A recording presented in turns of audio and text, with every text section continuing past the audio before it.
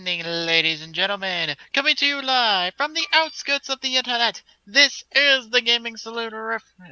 Just the Gaming Saloon. Damn God, it. you've done it again. That's twice in a row now. What's happening to you? I don't know. I'm being dumb. Wishful thinking Anyway. for tomorrow. Yeah. The Gaming Saloon from March 7th, 2014. With your hosts, Pacebaker2448, Rampant Epsilon, and TommyGun2442. Damn it, I'm just fucking up intros recently. We have got to change the intro to TGS a little bit then. Because I think that's what's doing it. They're identical. Yeah. There's one word difference between the two. I think we need to make that a few word difference. Yeah. Well, technically it's a few word difference for me. Because I take both your intros from riff tracks. Yeah, but... Yeah. That's after you've had time to screw it up. Yes. We need before you have time to screw it up. Yes. Yes, we do. Anyway, folks, we've got fun things to talk about. In need of a better title because I couldn't think of anything really this week. As I proceed to sit here like a dumbass showing off the article list. It's not like anyone can tell what the hell we're going to be talking about. Because all the links are shortened or are like, GameStop, something, something, something. Shake News, something, something, something. Oh, there's videos. It doesn't help. I think the only thing that showing that helped was give a title to my quick draw. Other than that, it did absolutely shit. Yeah. Can I have a link to the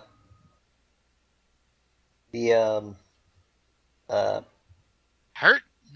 Word vomit. The thing with the words and the links and the whatnot? Yeah. It's in the chat. Thank you. But, yeah. Why do you not work, GFF? Anyway, GFF, what the fuck's that? What? GFF, what's that? The GFF V4.0 editor for Dragon Age 2. I'm trying to make the enemies a lot harder to kill. Oh. Yeah, it's fun. Okay. That made more sense than the comment you stated there. Yeah, the context. Look, context. Oh, okay.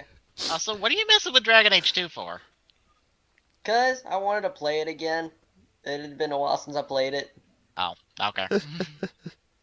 Yeah, and I brought up my GFF editor so that I could make the enemies like 10 times harder to kill, since my guy is so highly leveled up that it's ridiculous. Okay. Yeah. Gotta give you time to get the articles open. I've had them open Let's see. for about That 20 goes away, minutes that now. goes away, that Yeah. goes I was away, just being a that goes dumbass and away, had that it on goes the away. post with all the articles. I see that on stream because I have the stream open. You mean it's delayed that far? Oh no! The Gaming Saloon title card's now covering it, but I can still see it around it. Oh, yeah, well. The title card actually needs to be a little bigger, but I'm too lazy to make another title card. Plus, I don't know where the PSD I had for that is. Oh. I think I might still have the PSD. I've got it somewhere. It's just figuring out which of my 3 hard drives it's on. Because I've got some stuff on my internal, and then I've got stuff on both of my externals. So, yeah, there's no telling where it's at. Remember what it was titled? Uh-uh. Oh, that. I was about to say. And I am very unpredictable when it comes to titling stuff. Yeah, I did some organizing on my external hard drive just so stuff is better organized, and I'm finding out that I have multiple copies of things for some bullshit reason. Oh, I'm sure if I went through and organized all of my stuff, I would realize that I have about 5 different copies of everything that I need. Like, I have 2 copies of a Word document. I don't know why I have 2 copies of to begin with. Probably backing up something and you... No! It's just flat 2 copies! Oh, wow. in 2 different spots. It's not a backup. I don't understand. It's from 2 different instances. I don't know why it exists. Oh god. Apparently, I need to dig through harder and find out, okay, what do I have copies of, and then organize from there, and delete some of this bullshit. Yeah, but do you know how time consuming that will be? I have a week off. And do you know how time consuming that will be? It will, because fucking it took me like a couple hours to organize this on bitch to begin with.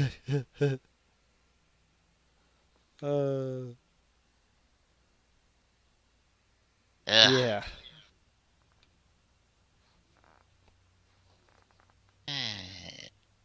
Anyway. Although, well, I am glad that I can now watch stuff on the WWE Network.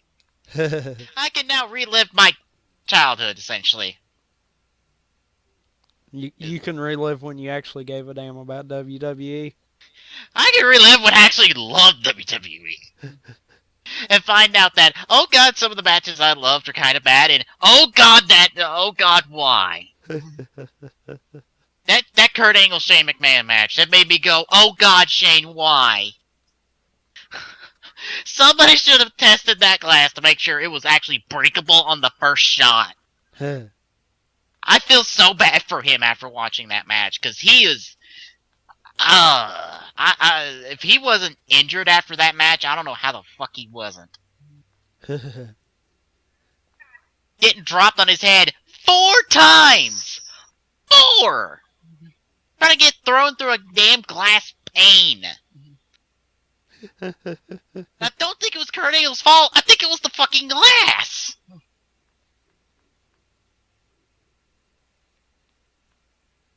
Ugh. Anyway, like y'all set, ready? Yeah, I've got the first article up. Alright. So, to start off this week, we're talking about a movie. And not a video game movie, necessarily. Yeah. Apparently, Sony is developing a console wars movie. Dun dun dun! Sony Pictures and the Social Network producer are developing a documentary and a feature film about Sega versus Nintendo. Okay, there's just something odd about this. Why that a company that's in the middle of a console war is making a movie about an older generation console war?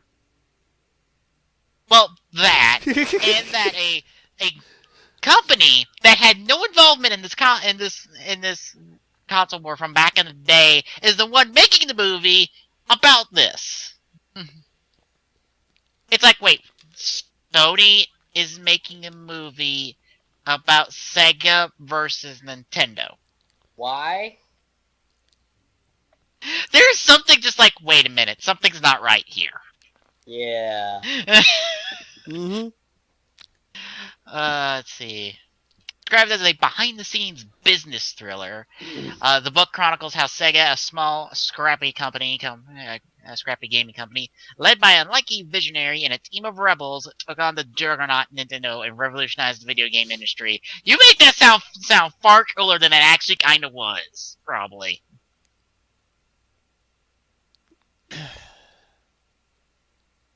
Like, Sega, a small, scrappy gaming company? Actually, that kind of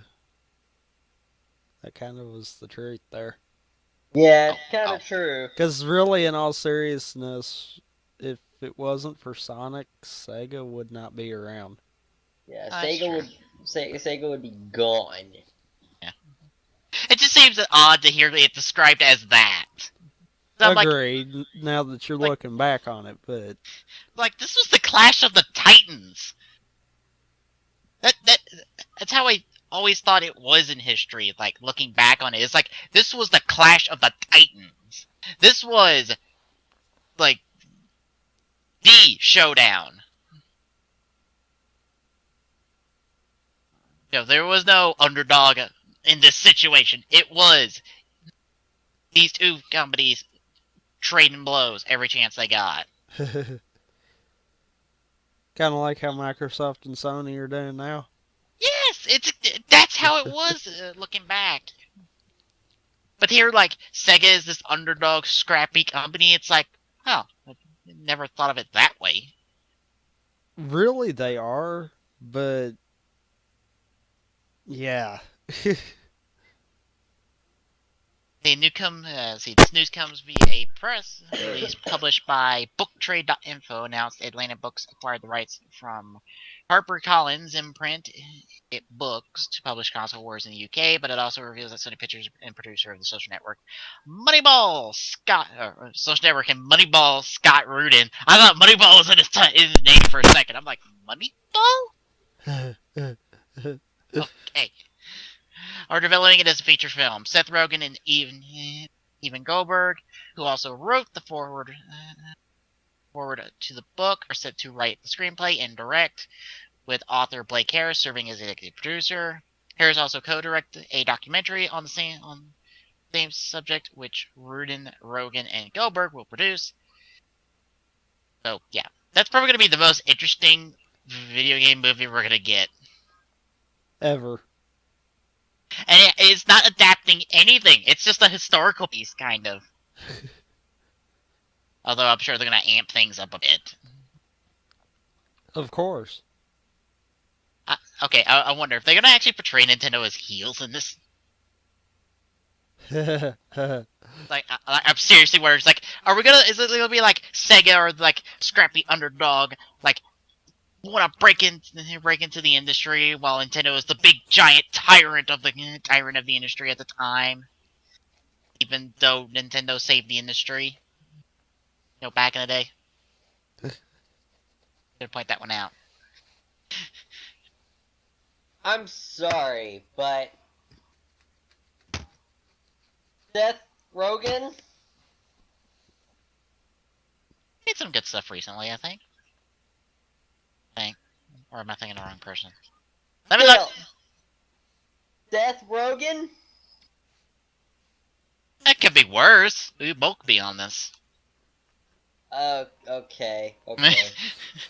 There can always be worse there, boy. You win. You win that one. Let's see. Recent things. I'll think it. Oh god, that comment was funny. Stuff what? The best part is Sony gets to include the part at the end where the PlayStation destroys the Nintendo 64 and GameCube. I disagree with that statement, personally.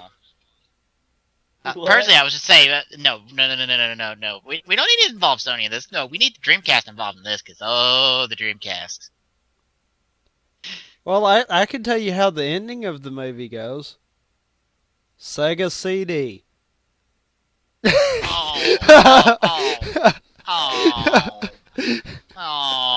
That. Yeah. But why we gotta bring the CD into this? Because it was a thing, and you know it's going to be in there. What could be worse? I was gonna put it in the Mega Drive. Or the Virtual Boy. Oh god, the Virtual Boy. Oh no, they're gonna put the Virtual Boy in there. It was an interesting concept, but it was terrible. It was an interesting concept at the time, but it was failure. It's terrible. You actually seen what the games looked like on the Virtual Boy? It looks like shit. You've got two colors, red and black. And not just red, bright ass motherfucking red. Well, at least you had color with it. Red and black.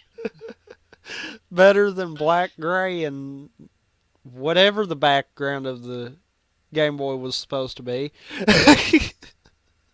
Beige? Yes. It's some like I said, whatever green. The background's supposed to be.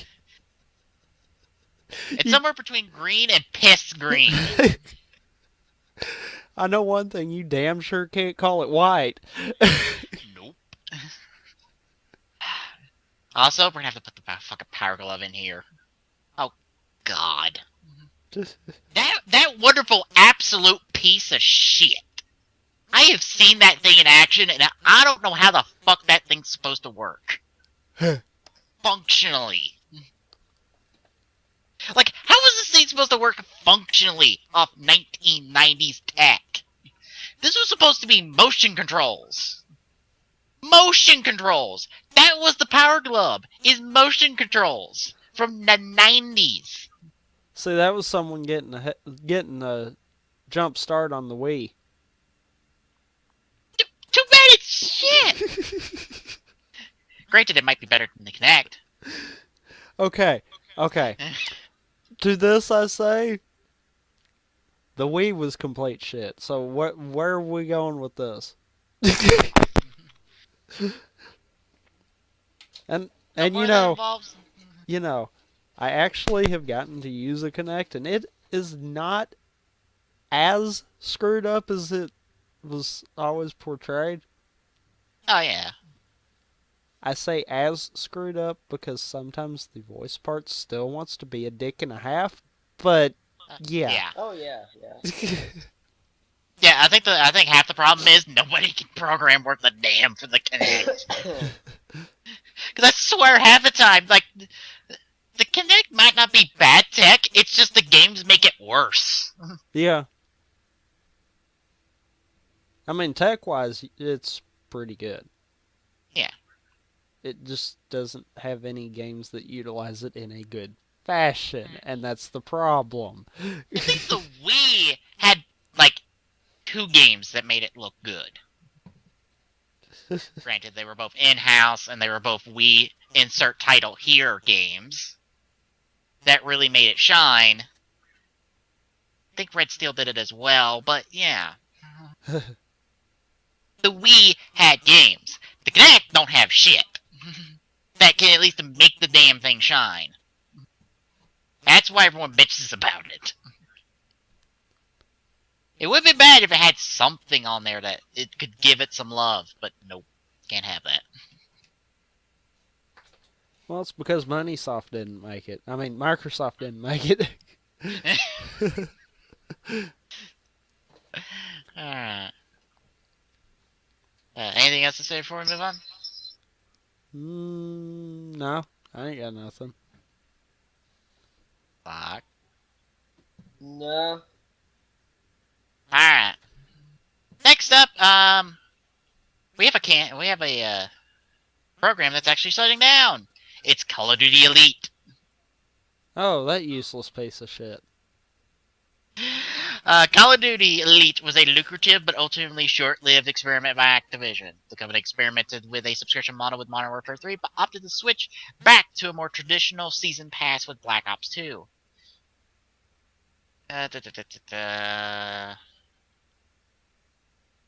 What we have realized is that several of the Call of Duty Elite services, which are currently only available to our premium members from Modern Warfare 3, are things that would further unite, engage, and delight our player community. So, you're making people pay for stuff that they shouldn't be paying for. Pretty much. Bravo. So we're going to make them free for Call of Duty Black Ops 2. Activision Publishing CEO Eric Hirschberg? And said at the time, with Ghost, the company offloaded many of these services to a standalone app. Wait.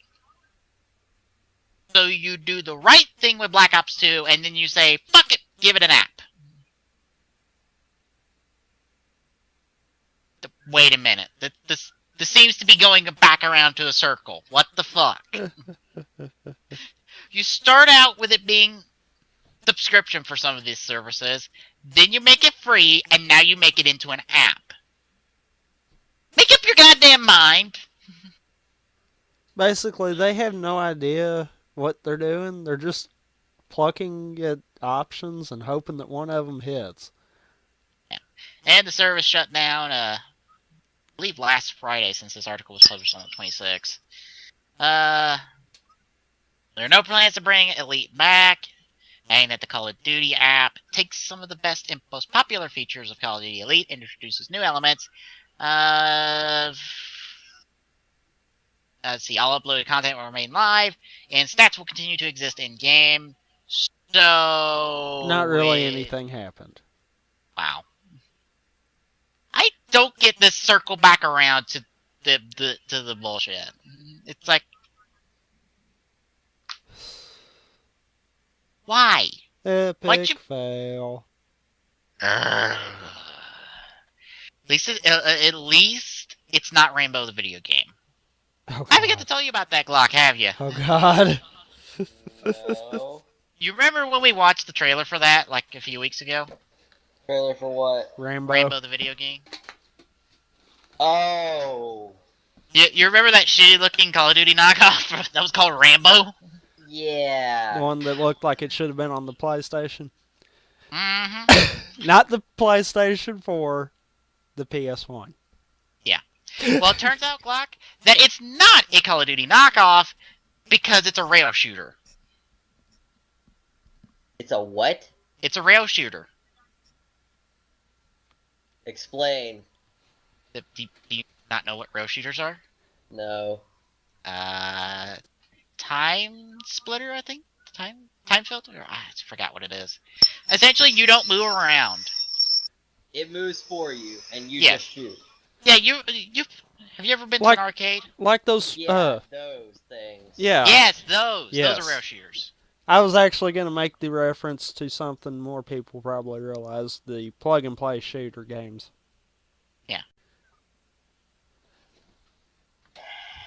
Yeah, Glock, it was the I just want to know one question. Crappy game. They made a crappy game that's supposed to be in an arcade. I just want to know one And question. it's not even a good rail shooter because you complete it in 2 hours. 2 hours for a $60 title. 2! You know, I just want to know the answer to one question. What possessed a company to think that a console game needs to be a rail shooter?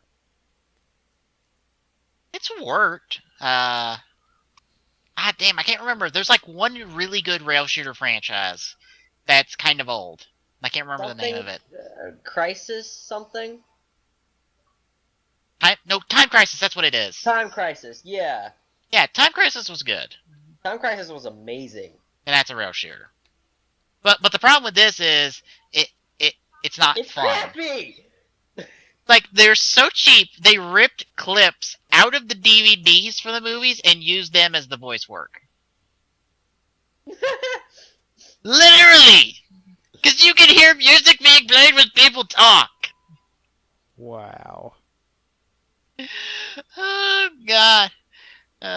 Thank you, Angry Joe, for reviewing that. I got a laugh out of that review. Just how bad and how bullshit that game is. It is terrible. Oh, Jesus Christ. On top of that, bugs, crashes, it looks like shit. It's difficult for no bullshit, for no good reason. It has the Gears of War reload mechanic.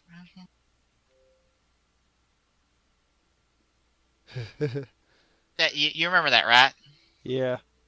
Yeah, it can make no damn sense. The game, but it's got the reload mechanic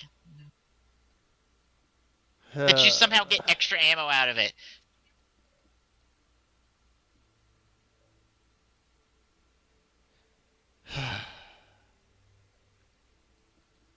Yeah. Yeah. I got nothing much to say on Call of Duty Elite besides, oh, that thing's dead. Yeah, same here. Let's move on to something that's a bit like, wait a minute, what? Considering a previous comment I read from Nintendo. Apparently, prominent Nintendo shareholder urges company to consider making games for smartphones and tablets. Even though Nintendo, like 3 months ago, came out and said that we're not making games on smartphones and tablets.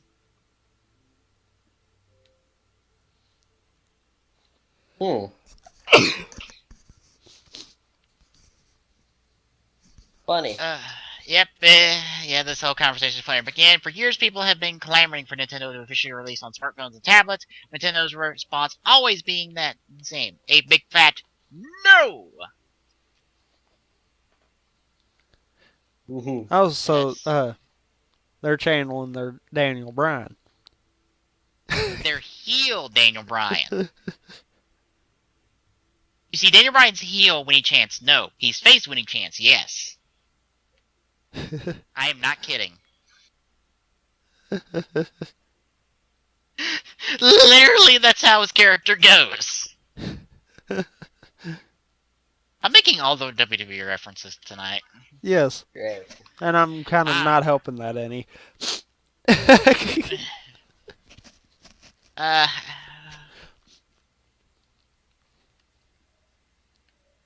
let's see here. A Nintendo shareholder and high-profile hedge fund manager in Asia sent a letter to Nintendo urging the company to reconsider their strategy in regards to mobile devices. According to a report in Reuters, the shareholder, Seth Fisher of Hong Kong-based Oasis management company, said in his letter, Nintendo needs to embrace the thematic change in consumer demand, behavior, and expectations to stay relevant. He continued, it is readily apparent that the standard elasticity of demand principle no longer applies in the consumer entertainment market when access requires the purchase of a physical product. Guys, Somebody, refresh. the what? Refresh. Refresh what? Forum. Okay. Okay. I was about to say, somebody using their $8 words in this. Figured y'all would understand. Knowing that I needed to get a quick draw and everything. Refresh. Okay, what are we refreshing? The only thing you actually would need to refresh. Well, we didn't know if you might have refreshed the article and saw some kind of an update or something. Yeah. No, not that I really think that would happen, but I mean. Yeah. But yeah, somebody using their $8 words for this. Let's see. Basically saying what many people have been for years, in that most people already own quite capable devices and smartphones and tablets, and there really isn't a reason for most of those people to go out and buy a separate piece of gaming-specific hardware. For a long time, gamers buying gaming-specific hardware typically isn't an issue, but those people make up just a fraction of more than 1 billion smartware and tablet owners. Similar letter to Nintendo back in June last year, and in his latest letter goes on to say, as the holder of what is arguably the largest library of casual games, Nintendo was well placed in making an immediate entry into mobile. So yeah. Apparently somebody wants Nintendo to go into the smartphone tablet market. Huh. I don't know.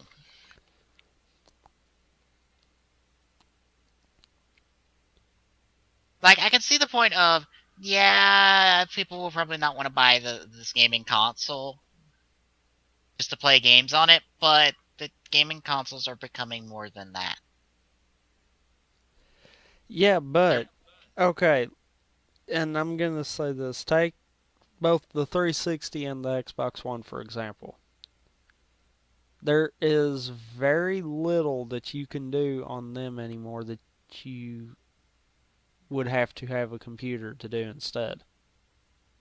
True, but that's not what we're talking about. We're talking about smartphones and tablets. Okay, what I mean in those, you look, consoles compared to desktops, they're getting that point. Yeah. The closer the handhelds are going to be getting, they're going to pretty much be tablets. You see what I'm saying? Yeah. You're going to get that convergence there, and then it's going to be to the point where Nintendo probably would be better off just to be making games for them. Yeah. So, I don't know. Right now, I don't think that's a smart idea. I kind of agree with Nintendo there. Yeah. But I think that should at least be something they should be open-minded about and be like, maybe down the line. Yeah, there are kind of being open-minded about it because they're saying they're experimenting with it, but it's like we're not fully committing to this. And I understand because I don't think you can get the same gaming experience on a smartphone that you can on a console. Like, You would be surprised because you can get the attachments that are the controllers. well, I mean, I don't just mean that. I mean limitations of a smartphone. Like, do you think you could get like Super Mario Galaxy on a smartphone and that actually work? Don't know. I've not really seen a whole lot from it, so. So, let's see. I'm trying to think of something you've actually have seen. Maybe Wonderful 101 or Monster Hunter. That may be a bad example because it does have a portable version, but You're good at naming off stuff that I just have not really dealt with. There again, handhelds are always my weekend. yeah. What? Trying to think of something you might know. Okay, Smash Brothers. Can you imagine a Smash, like full-fledged Smash Brothers that you'd get on the Wii U on a smartphone? In terms of that, no. But there's also going to be a Smash Brothers for the 3DS. Yeah. I could see something like that version possibly being on smartphones. You think it'd translate well? What the heck? I think that would more depend on the phone, in all seriousness. Because you've got some phones that could handle it, and then you've got some that can't. That, I think, is the problem is, well, you have so many phones out there, and some of them can run it, some of them can't. But the ones that can't usually have a lower operating system. All you'd have to do is say that it has to have a certain operating system and higher. Yeah. Case in point, the Android system. There's apps that are only for Android 4 and higher. Yeah. And then there's also apps that are only for like Android 2.2. So, I mean, they can have that there, and I would venture to say the same stands for the iOS. Yeah. And quite frankly, something like the phone I've got probably could handle a Smash Brothers port. Whereas a phone like the past two I've had probably couldn't. Yeah. That's the part that makes me go, can it? Because, what do you think of games on a smartphone? What do you think of?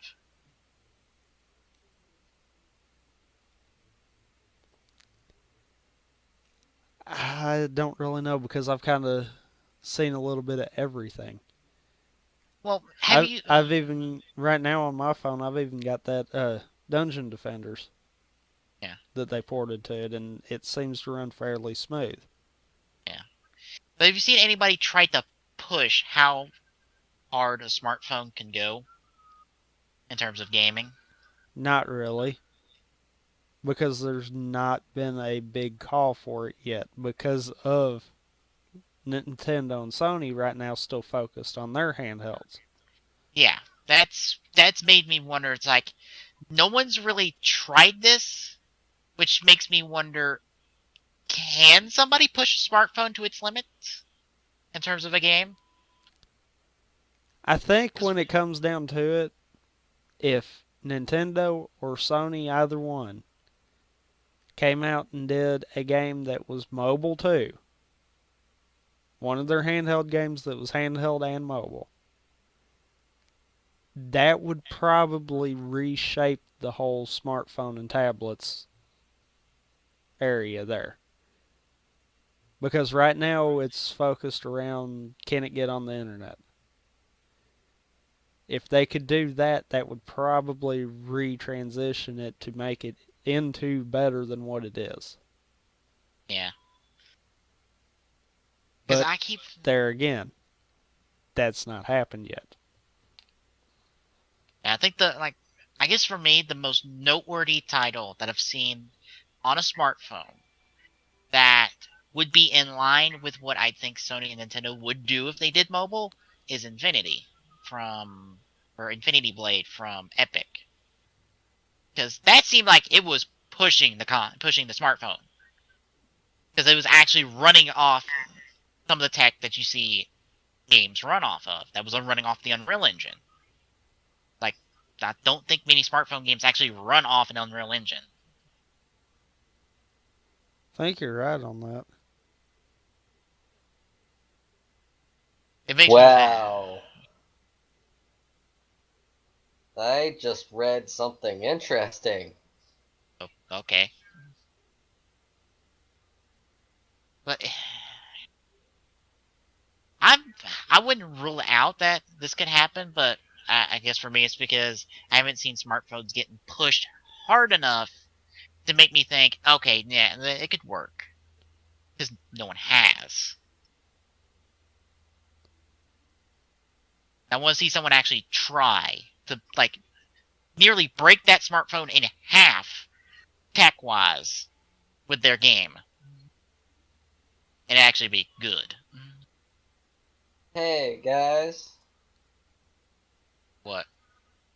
Do y'all mind if we do one last, big topic? And this one will involve something that we all do. What is it? It involves League of Legends. And dear God, do you need to listen to this? That's really not specific. I don't want to go into specifics because... Link.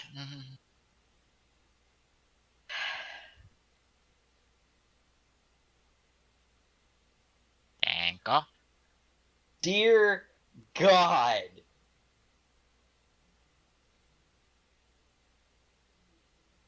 Oh, that thing. Yeah. Might be a little while back, but Jesus Christ. Yeah, I touched that one. So that's a no? Ooh, I'm staying away. Like, Okay. yep, that happens. Why? I don't know.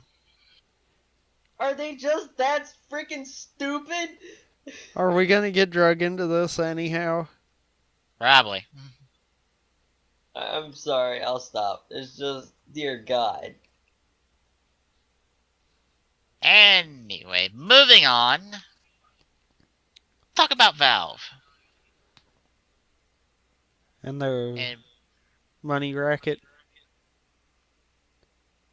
Oh, I meant the good thing that Valve's kind of doing. I know. Apparently Valve will be giving devs tools to configure Steam discounts and sales. AKA, if your wallet's not hurting off Steam sales, just imagine what developers are going to do now with those tools at their disposal. And you know what that's also gonna mean? What? That's probably going to show that now, I'd venture to say 99% of game sales are going to be done through Steam. Simply because of devs being able to name their prices.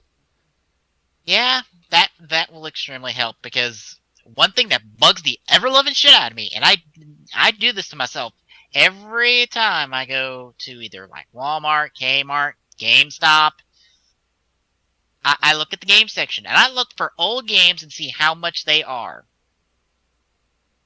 Fuck me, do I not agree with the prices. You'll have like a 2-year-old game that's somehow still $40. Uh-huh. And I'm just like, why? Why? No one is going to buy this at $40 if it's 2 years old. Sure they will if it's Halo. But it's not! Exactly. The Halo titles are the ones that get marked down all the way. Oh, God. It seems like it's just like they keep with what I think should be the cutting of the price over time. It's like, if a game is $60 and it's a year old, what the fuck?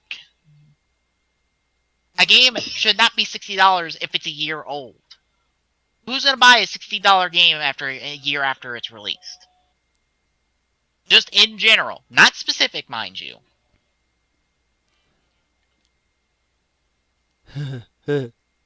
Anyway, let's see. We'll allow developers to configure their own discounts for custom sale periods on Steam and or opt in to take part in upcoming week-long sales.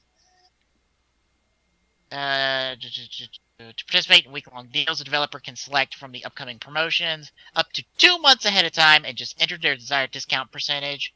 Custom discounts can be set up 2 months in advance and can run for up to 2 weeks at most. Developers can set the percentage of the discount as well. Steam sales have been known to be hugely profitable for some developers. Q Games, for example, doubled its lifetime income on the PC version of Pixel Junk Eden after the game was featured in a flash sale as a part of the 2013 Steam Holiday Sale.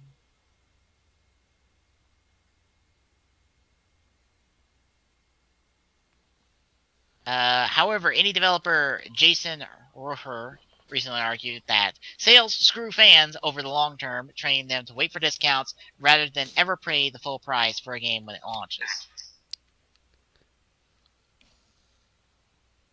Okay. And that screws fans how? That more like it screws the developers. Yeah. Like, that doesn't screw fans. That screws the developers.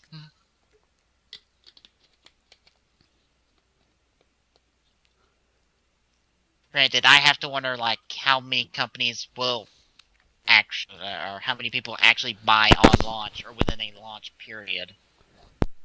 If that's kind of gone down or stayed steady over the years. What? I'm sure it's kind of went down. Yeah. Because you think about it, how many games do you want to buy that are $60? At launch, or just in general? At launch. There's very few, ain't there? 3. But no, 2 technically, because one of them is more than $60. But yeah, that's like 2. Out of how many are going to be coming out in that same time frame? Exactly. Granted, I've got a bit of a budget this year, so yeah, but okay. Say you had all the money that you could ever want. How would that change it? that would add like 2 games, and one of them's not 60 because it's a portable title. Actually, I don't even know what the price is for the other one. So they haven't announced the price. So, okay, it bumped it up to 2 more games. Yeah. That's not really a lot. Yeah. It's mostly because, first and foremost, I don't buy a lot of games. Not like, brand new, those games anyhow. Yeah. Those games I'm buying at launch will be the only games I buy this year. Like, period. It's not that I'm not gonna buy a game until it's like $20. It's just I'm not gonna buy the game in general. Like, I'm sorry, Castlevania Lords of Shadow 2, but I've got zero interest in you right now. Same with you, South Park Stick of Truth, and you're both $60. Oh God, you mentioned Stick of Truth. I swear I was glancing through the articles yesterday, and that's all I saw. That game has a far deeper RPG system than it ever should have. So basically, someone forgot to tell the devs that it's a South Park game? Someone forgot to tell the devs that this is a TV video game. Because somehow it turned out good. Huh. Like, this will probably be, besides The Walking Dead Season 2, probably the best video game that got adapted from another medium. Huh. Because somehow it is that good. That's impressive. Like, this game looks like South Park, sounds like South Park, is written like South Park. It is South Park the video game. In every sense of the word. And it has a deep RPG system. That actually works. Huh. As I was telling you, it's designed. This RPG system it has, like combat-wise, it's set up kind of like Paper Mario, where each of your attacks you can do a special input to do more damage.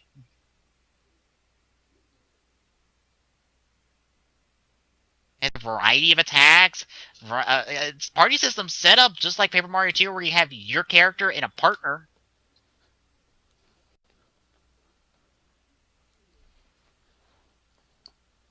Like, it is that good, apparently. And I'm surprised. Of course, I've got no interest in it because I kind of don't like South Park. Like, sorry to say. Like, some of the moments are kind of funny, but I think the show goes way too far. Like, there's a line, and South Park loves to cross that line. Actually, no, they dance across that line, throwing a damn party. They revel in that stuff. But personally, I'm like, nope.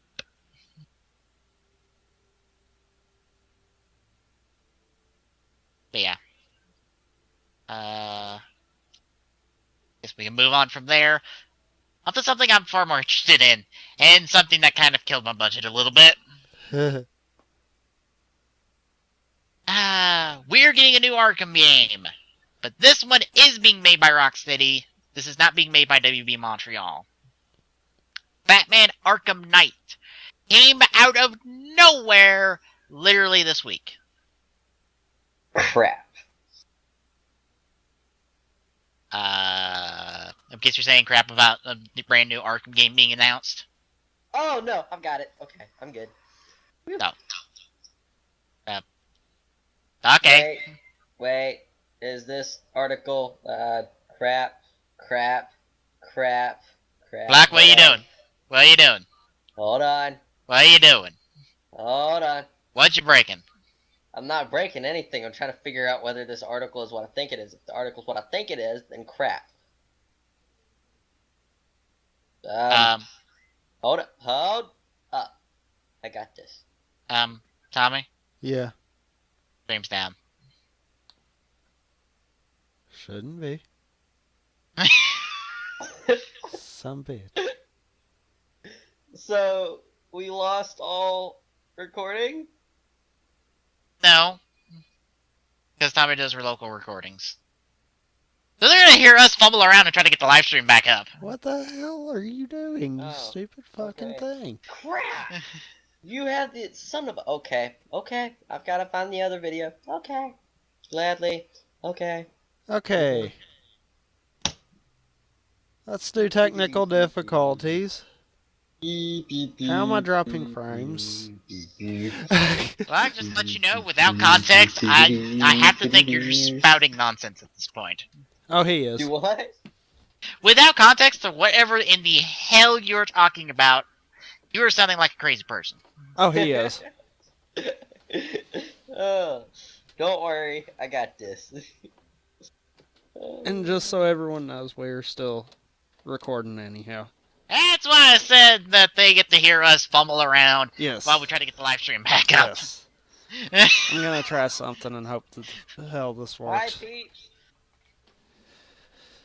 I got bored. I don't know what the hell is this thing's problem.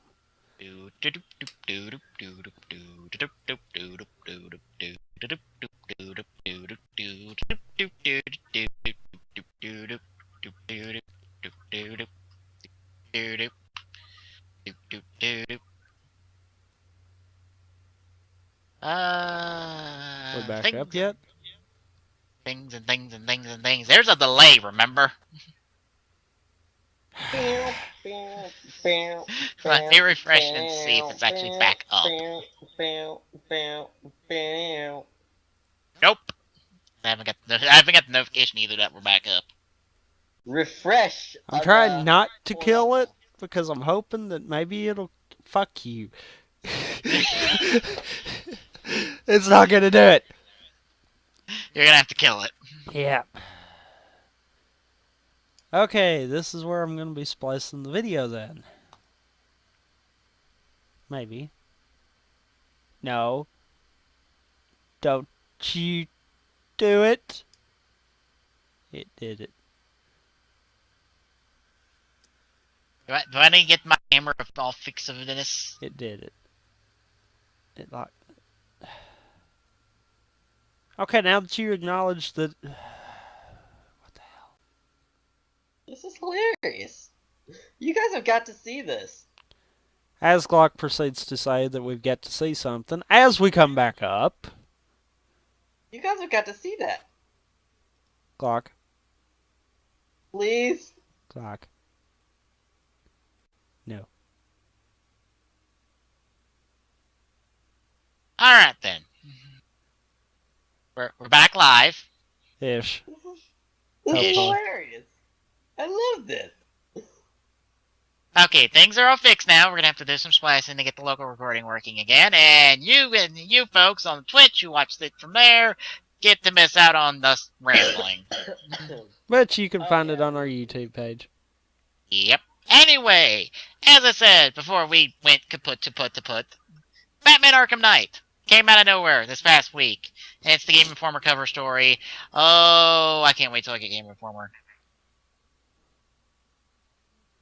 Wait, did you say it started as the Game Informer cover story? That's not where it started. I know it was leaked first, but that's where it got announced. Okay. Just moving past the leak that happened a day before it was announced. Not like we knew this thing 4 weeks in advance. I still love that. I still love how it was just the day before. Hey, Granted, I think y'all should know this. I mean, it's not like it's coming out tomorrow or anything. Granted, I didn't know about the leak, so I just heard it's like Batman Arkham Knight Game Informer cover story. Wait, what? Fuck. I loved it. I loved how hilarious it was. It was just, hey, you guys should know this. You know, it's not like, you know, it's gonna come out anytime soon. Oh, comes out tomorrow?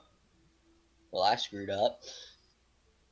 But yeah, that'll be the cover story. I can't wait to get Game Informer to read all the stuff. But yeah, Batman Arkham Knight coming from Rocksteady.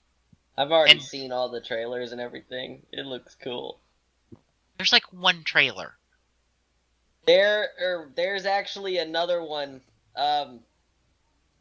There's another one that's solely on the Batmobile. You mean off Game Informer's website? I'm not sure. Because I was about to say, there is no second trailer, mind you. There was one that was solely on the Batmobile. It seemed like it focused completely on the Batmobile. Yeah, it's Game Informer's features, and that's it. Oh, okay. Granted, that's an article. I don't know what video you're talking about. Okay. But yes, this will be, according to Rocksteady, the finale of their trilogy of games.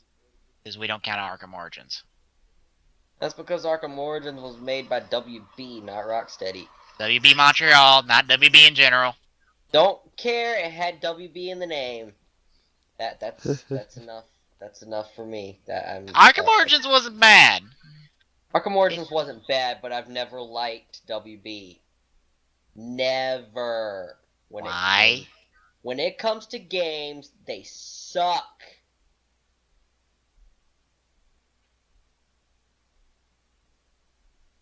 had to have made something good. Mortal Kombat, that was it. Well, that was NetherRealm Studios, but WB had a hand in it. anyway, this game will take place 1 year after Arkham City. So this is the official sequel to Arkham City. Yes, and Arkham City has been able to or Gotham City has been able to freaking rebuild. Not for long. Yes, and apparently in this game, the Scarecrow will be uniting villains in order to do something. We're not sure. So the teaser and Arkham City was true. There's something else people keep forgetting about from Arkham City, but I'll point that out after we watch the trailer. Because IGN did a rewind theater on this. They also didn't mention the Scarecrow thing. They kept focusing on the fact that whether this might be going back and forth between past and future because there's old cars in the damn city. And everyone looks a little bit younger. And apparently Harley Quinn's wearing something similar to her Arkham Asylum outfit. Oh. Yeah, IGN was way too caught up in that fact and completely missed the thing I'll bring up later, which I told Tommy about back when we were discussing this. But yeah. I'm interested. Okay. You played Arkham City. You should know this. I probably know it. I'm just not thinking of it. Yeah. Anyway, wait. Are you talking about the whole Joker thing where he got No. knocked out with the... Okay. Wrong thing. This was one of the side quests. Not that one, the other one. Not the one I know everyone's already mentioned. No, it's the other one that everyone has completely forgotten about, apparently, because no one's mentioned it. I don't know. I can't remember what you're talking about. Okay? You'll have to talk about it, and then I'll get this freaking giant memory surge. Anyway, Penguin, Two-Face, and Harley Quinn are already confirmed to be in this. The Batmobile is drivable! And they're widening the streets in order for it to be drivable. And apparently it's also usable in combat. It will park itself. Let me ask you something. What? Are they intentionally trying to make Harley Quinn hotter each game? Have you not seen New 52 Harley Quinn? Do what? Have you seen New 52 Harley Quinn? No. Look up New 52 Harley Quinn and that will answer your question. New 52 Harley Quinn? Yes. That will answer any question you'll have about Harley Quinn over the years. I need to see this,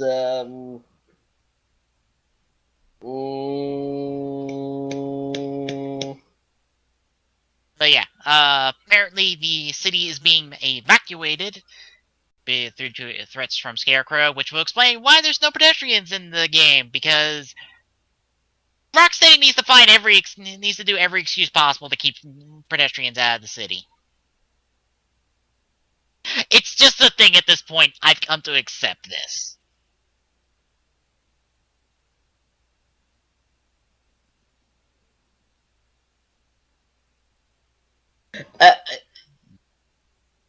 Answer your question? Not really. Harley is set to begin her new life, but she needs a job first?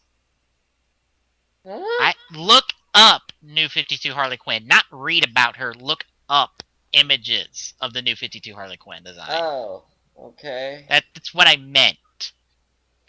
Let's see. That will answer your question. Not reading about what the hell's going on with New 52 Harley Quinn. The New 52 Suicide Squad? The Hunt?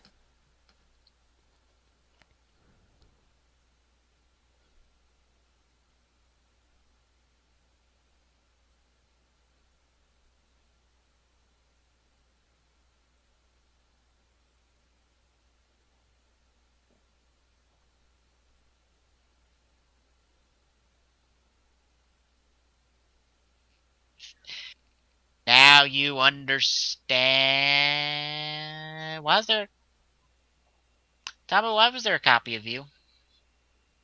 A copy of me? Why? There was 2 of you in the chat at the moment. Now there's just 1 of you. There shouldn't be any of me. Look in the TeamSpeak server. Oh.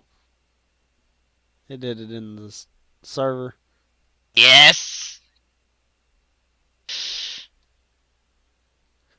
Alright. What the Hi, Ranger fuck? Epsilon 1. Taking Glock. What? Hi, Rampant Epsilon 1. And also, just as a quick note off something else I've read, apparently Arkham Knight is an actual character in the game, and that is not Batman. That apparently is going to be a rival for him in the game. Yeah. Yeah. I think I know who it is. That's also what my quick draw is. Sort of. Wait a second! No. What? Are you hitting at Azrael? Yes. Do you seriously think Azrael could be the freaking villain? No, not Arkham. He's not Arkham Knight. Okay, I was about to say. That's the other... Ah, damn it. Let's just watch the trailer so I can explain things. No, you confused because I'm sitting here going, no, he's the good guy. Why would you think he's... Why? No, I'm pretty sure Arkham Knight's the other character. Oh, God. That, or it's somebody else from Arkham City who's kind of important, who you might not expect. But wait a second. You are theorizing that it's, never mind. I'll explain it when we get to my post. Alright, we got the trailer all queued up and ready so we can get on with it. Yup. Yep. Alright, looking at the trailer in 3, 2, 1, go. May contain content inappropriate for children. Gotham, this is your only warning. Abandon the city,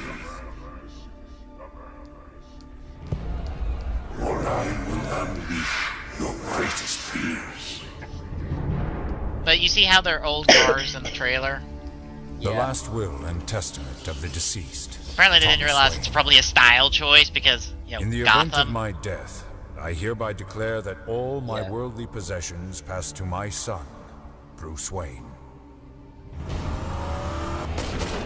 Bruce, I ask that you honor the Wayne family legacy and commit yourself to the improvement of Gotham City, its institutions. Oh, by the way, if you pre-order the game, and you can its play as Harley citizens. Quinn. Please, You know, continuing that little trend. you are young but destined for great things. Make the most of your opportunities. Use them to give back to a city that has given us so much. To change the lives of millions of people. I will say, I kind of like Be the new frivolous with Batmobile this design. wealth.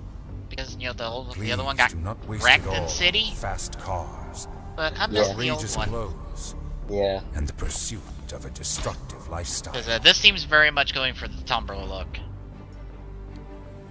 Invest Yeah. in Gotham. Treat its people like family. Watch over them and use this money to safeguard them from forces beyond their control. My deepest regret is I will not see you grow into the good man I know you will become.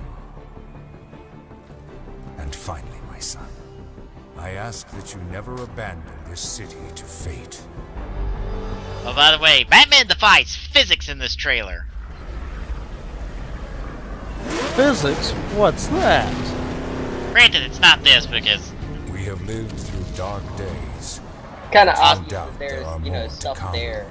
Yeah, I can't believe But game it is trailers the had to good point out that and that's an great animated that series stand up for reference. Gotham when Do they not others realize turn this entire franchise is a big reference to animated series? Because, death, like, I almost will the love you entire cast forever. from animated series reprises Your their father. respective roles. Thomas. Just saying. This is all one big callback to animated series a little bit.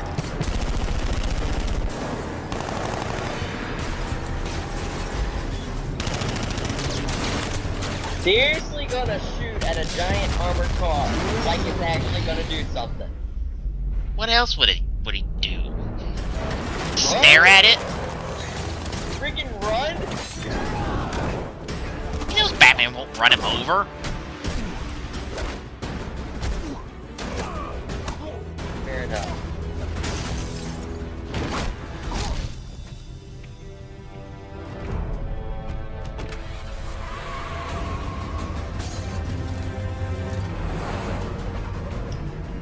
This is the part where Batman defies physics.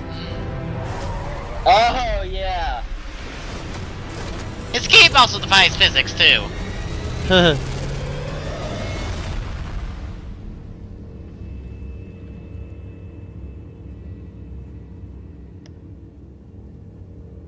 Now please explain, because you not making sense. Alright. Now, you remember how both Arkham City and Arkham Origins had something that was a part of their game that was tied to the Batman logo, correct? I guess. Arkham City logo was crumbling, just like how Arkham City itself was in the shitty part of Gotham. And Yeah. Arkham Origins logo was frozen, and the game took place on Christmas Eve. Well, the Batman logo here is burning. Let me pull the exact quote from Azrael the last time you meet him in the side quest in Arkham City. Make note of what I say. I bring a message. Dark days are coming, Batman. Prophecy is coming true. You are the warrior who will close the gates of hell. You are the one who will save the city, and in doing so, events will occur that you cannot stop. From the ashes of Arkham, the fires will rage, and Gotham will burn, and you will burn too. What's the logo doing? Burning? I just mentioned burning twice and hell itself. Okay, but you said it was gonna be one of the characters. Who do you think is gonna be the Arkham Knight? You want me to spoil Arkham City? Put up a spoiler alert. That should be enough for me that. to... Spoilers That are should be being enough. talked about. That should be enough for me to not say it, because you know what happens at the end of the game.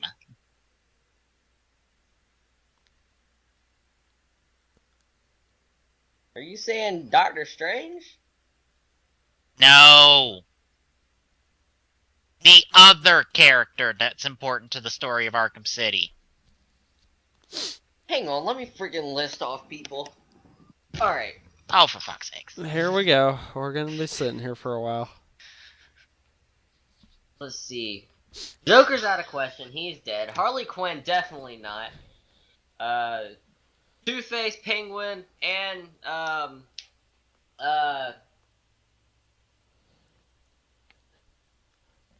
Scarecrow, all out of the question because they're other main characters for the story. He's already read Killer off. Croc definitely won't be it. He's already read it off. First one you said. Huh? Yeah. Harley Quinn. The first one you said, not the second.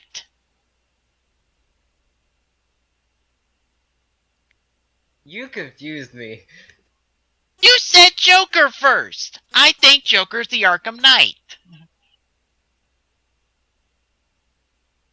You think Joker is the Arkham Knight?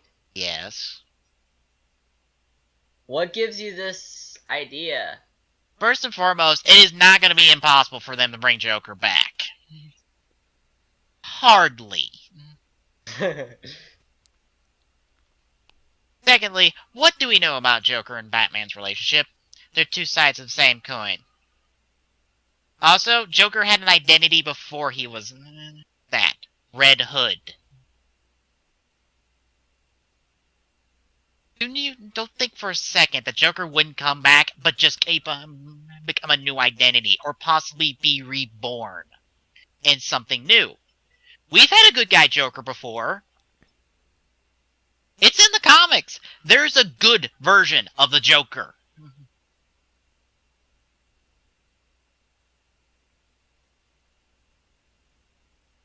I'd say it's another thing, but since this is taking place a year after Arkham City, it rules out that possibility.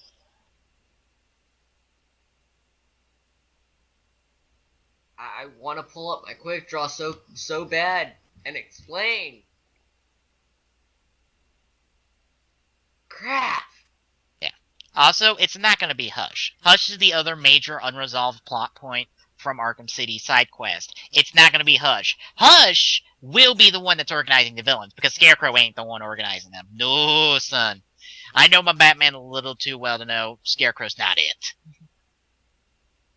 It's not Scarecrow that's organizing them. Just like how in Batman Begins, he is merely a pawn in the larger game. But You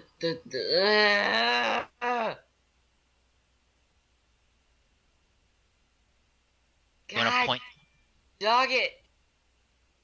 Now, if anyone could be the Arkham Knight, I think it should be Clayface.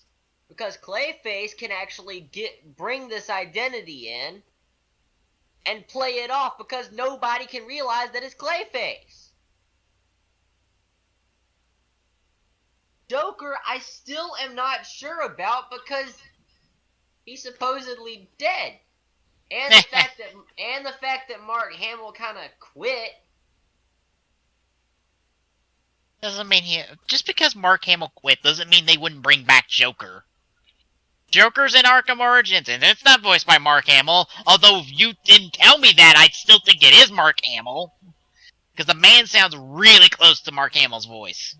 Fair enough. But I mean, let's say it like this. You say it's a person in the game when it's not. I know it's a brand new character. But I'm not ruling out the possibility that my brand new character is just a brand new character. It just means a character that has a new identity to it.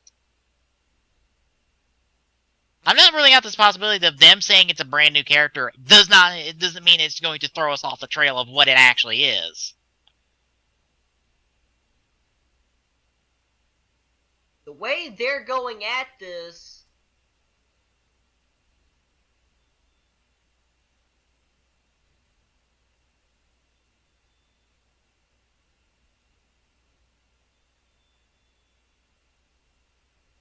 yeah, the way they're going at it, Arkham Knight is a new character.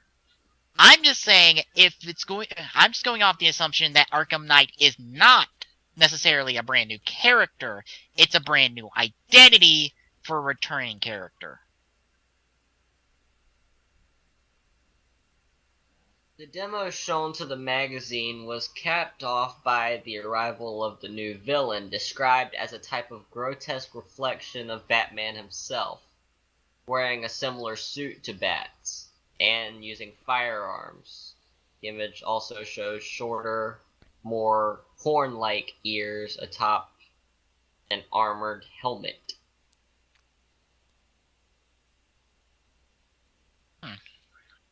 Now that you say that, that sounds more like Jason Todd from the Battle for the Crown, Battle for the Cow. Okay, now I gotta bring it up like this. Oh, here it is right here. What are your hopes for the Arkham Knight? Does the resemblance to Jason Todd's suit and style from the Batman comics have your imagination running wild, or are you interested to see how the villain may connect back to the previous game? But they stated that it was a... Glock. Would they really lie? Yes! Why? Because! Why should they tell you what to expect in the game before the game's out? Companies do this all the time. They screw with fans in order to make surprises really surprising. If they just said it was a returning character, everyone would be pegging people already. But now they're just saying new character. Well, that's definitely a possibility, but you can't rule out the fact that they're just saying that just so people don't speculate. And so it is surprising when the mask comes off and we know who it is, then it's surprising. But the fact that Paul Dini's not doing this makes me think that might actually be a new character. Because Paul Dini is the one that followed the comics solely. That's true. And Realize, Glock, I'm only going off the assumption that they are not making a brand new character out of this. I'm just going off that assumption. Who did you say you thought was organizing everybody? Hush. Hush? Yeah.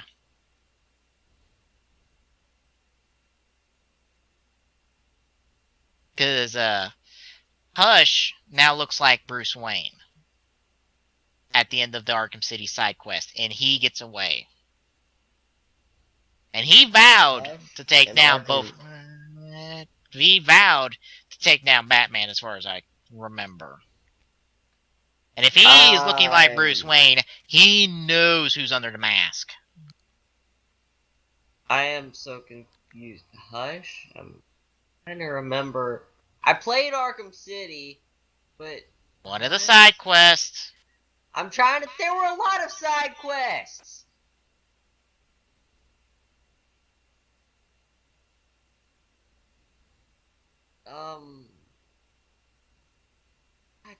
Dog.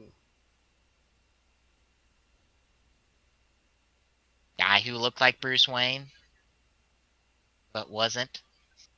Killed like 3 people in order to get the features. Oh! Like I said, the other major unresolved side quest from Arkham City. Just to make sure, I actually didn't finish this part. Are you talking about the guy that was supposedly faceless in the clinic? Yes. That was Hush? Yes. He now looks like Bruce Wayne. Son of a gun! Why did I not finish that?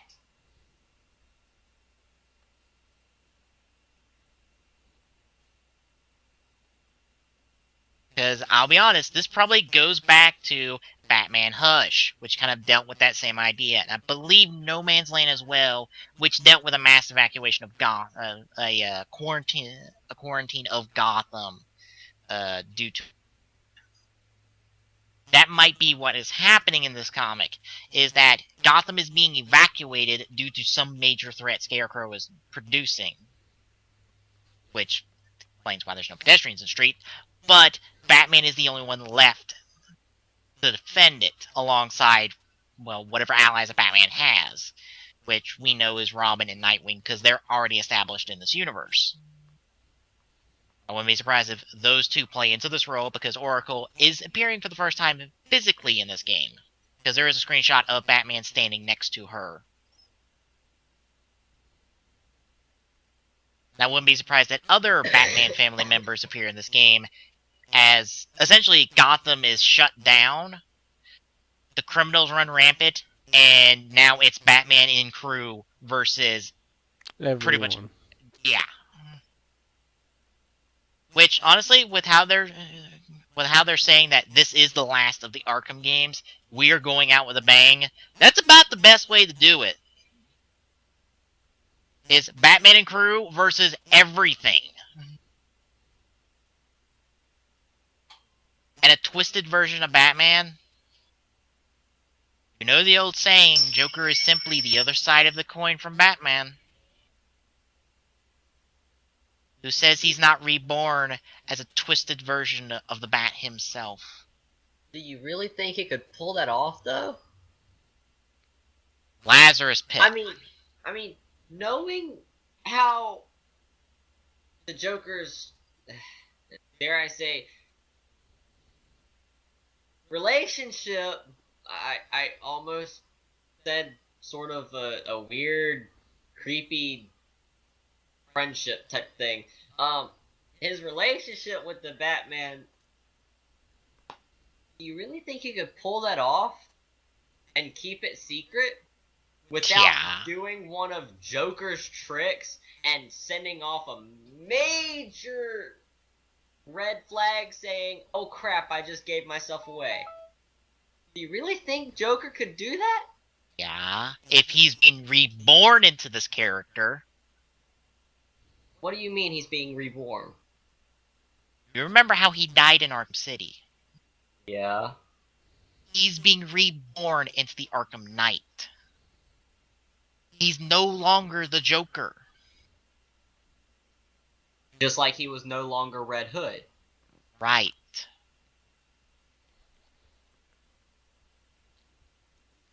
Mentally, Joker's dead. But physically, it's somebody new. But physically, it's still the same person. Mentally, it's somebody new.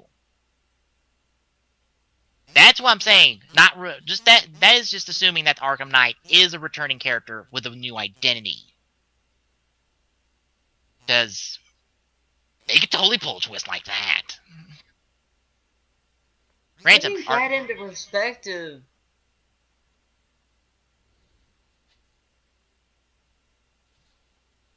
and looking at this picture, I'm not quite sure. I'm going off the assumption that Arkham Knight is just a returning character with a new identity. Have you looked at my post? No. Bring that up and look at the Arkham Knight picture.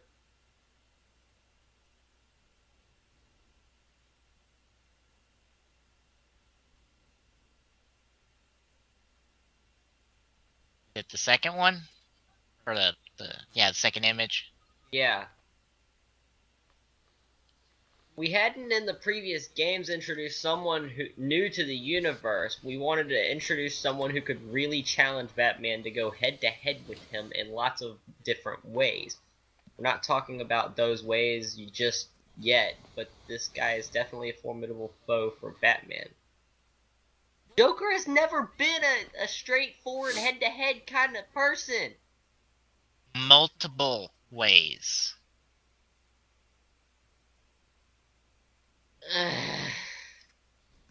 Joker's challenged Batman on his morals.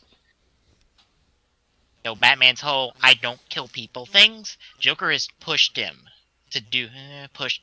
time and time again. Physically, they're no match. Mentally, on the other hand, Joker has gotten into Bat's head and pushed him. Yeah. But I mean, this looks like they have suited him to actually fight Batman. Also looks like an Iron Man suit. Which, yeah. if you're gonna combat someone with years of experience, put him in a robot suit.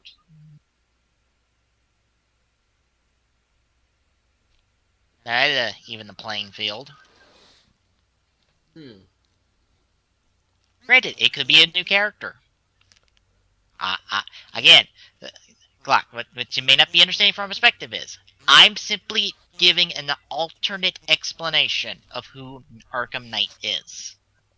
Under the assumption... and I'm trying to think about it, and it both makes sense and doesn't at the same time, and it's weird. It's only a theory based off just one assumption. That's why it's kind of weird, and it kind of fits, kind of doesn't. Just one assumption. Like I said, for all we know, this is a brand new character. They could very much introduce a new character just like how Harley Quinn was introduced in the animated series, and she could take off. This may be the lasting impact that the Arkham series has on Batman as a whole. Do that. The Arkham names are popular enough to pull it off. It could work. It worked for Coulson, and it worked for Harley Quinn. It could work here. It all depends on how they do it. This is interesting.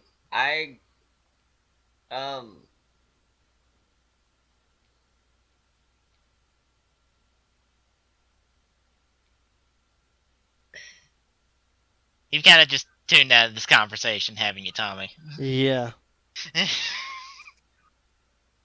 I mean,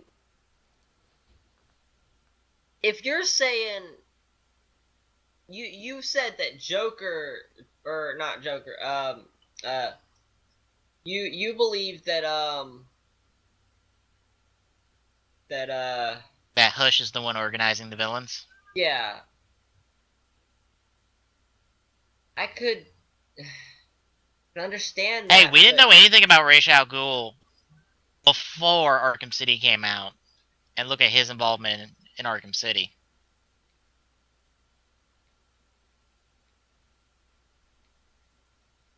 Yeah. He's kind of important to the game. Yeah. But I mean, it's just, I'm looking at this, and if Hush ended up being, you know, the one that led these guys, knowing the Joker, he would have somewhat of a problem with that. Yes. And it seems like this person doesn't have a problem with that. If Hush is the one leading it. However, if anyone's going to be leading it, I think it would be the Arkham Knight himself, if not, Scarecrow. Then Like it's possible that trying to Arkham say. Knight is Hush himself. Again, getting back to that whole recurring character, new identity. Twisted But then- version of Batman. He's already got a half the face. Hold a second.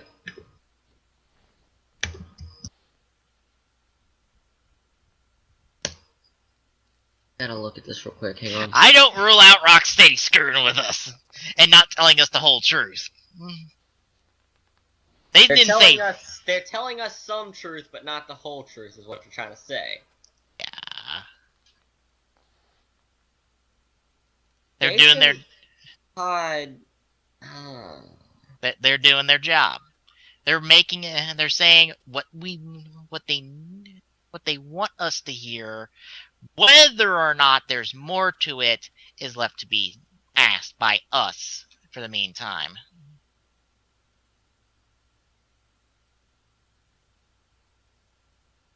Anyway, I think we've talked about this enough. We probably should need to move. Wait. Who is Jason Todd? Second Robin, I believe. Was Jason Todd ever Red Hood? Yeah. When he came back from the dead. And then he became the Joker? No, he became the Red Hood. Just the Red Hood, not Joker.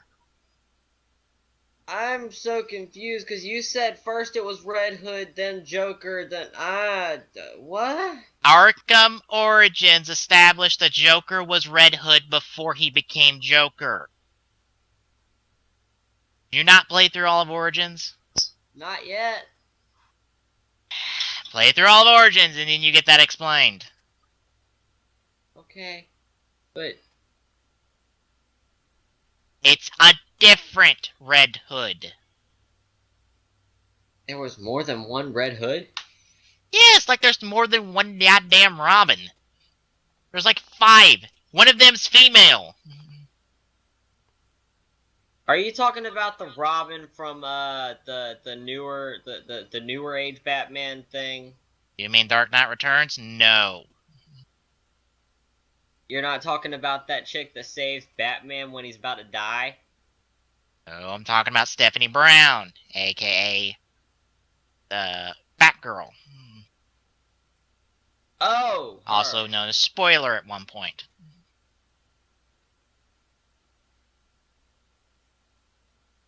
I may not read comics, but I know way too damn much for not reading them.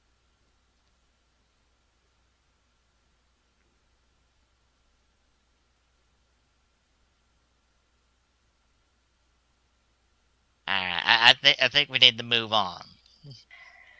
I guess so, even though this is... I really want to know this crap. We could talk more during your quick draw. Well, I think I might need to change my quick draw since we spent so much time talking about what is, what the quick draw is. That doesn't matter. Okay. Anyway, moving on, we can talk about Project Spark. Because the beta's out, apparently. To, like, zero fanfare. It came out March 4th, and you said it was on, is it already out on PC? Yep. Yeah, it's also out on PC. I just want to hop into this trailer and actually see what the hell Project Spark's looking like in gameplay form. That was like the most interesting thing out of Microsoft's press conference last year. Yeah. Now, is it actually going to be titled Project Spark, or are they going to change the name so that it's not, considered a project? They'll probably just keep it Project Spark. Okay. Because it has Project in the title doesn't mean it needs to be changed. You have Project Cross Zone. Fair enough. Alright. Title. Ready to watch it when you are. Same here. Alright, starting up the beta footage in 3, 2, 1, go.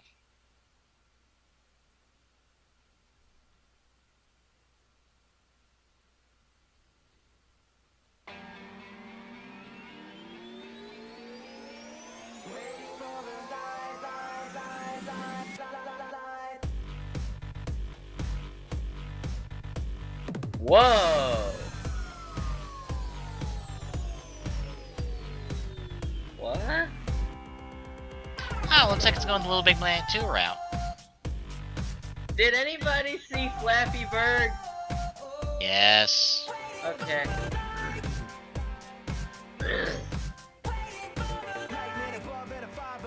I love how this is like...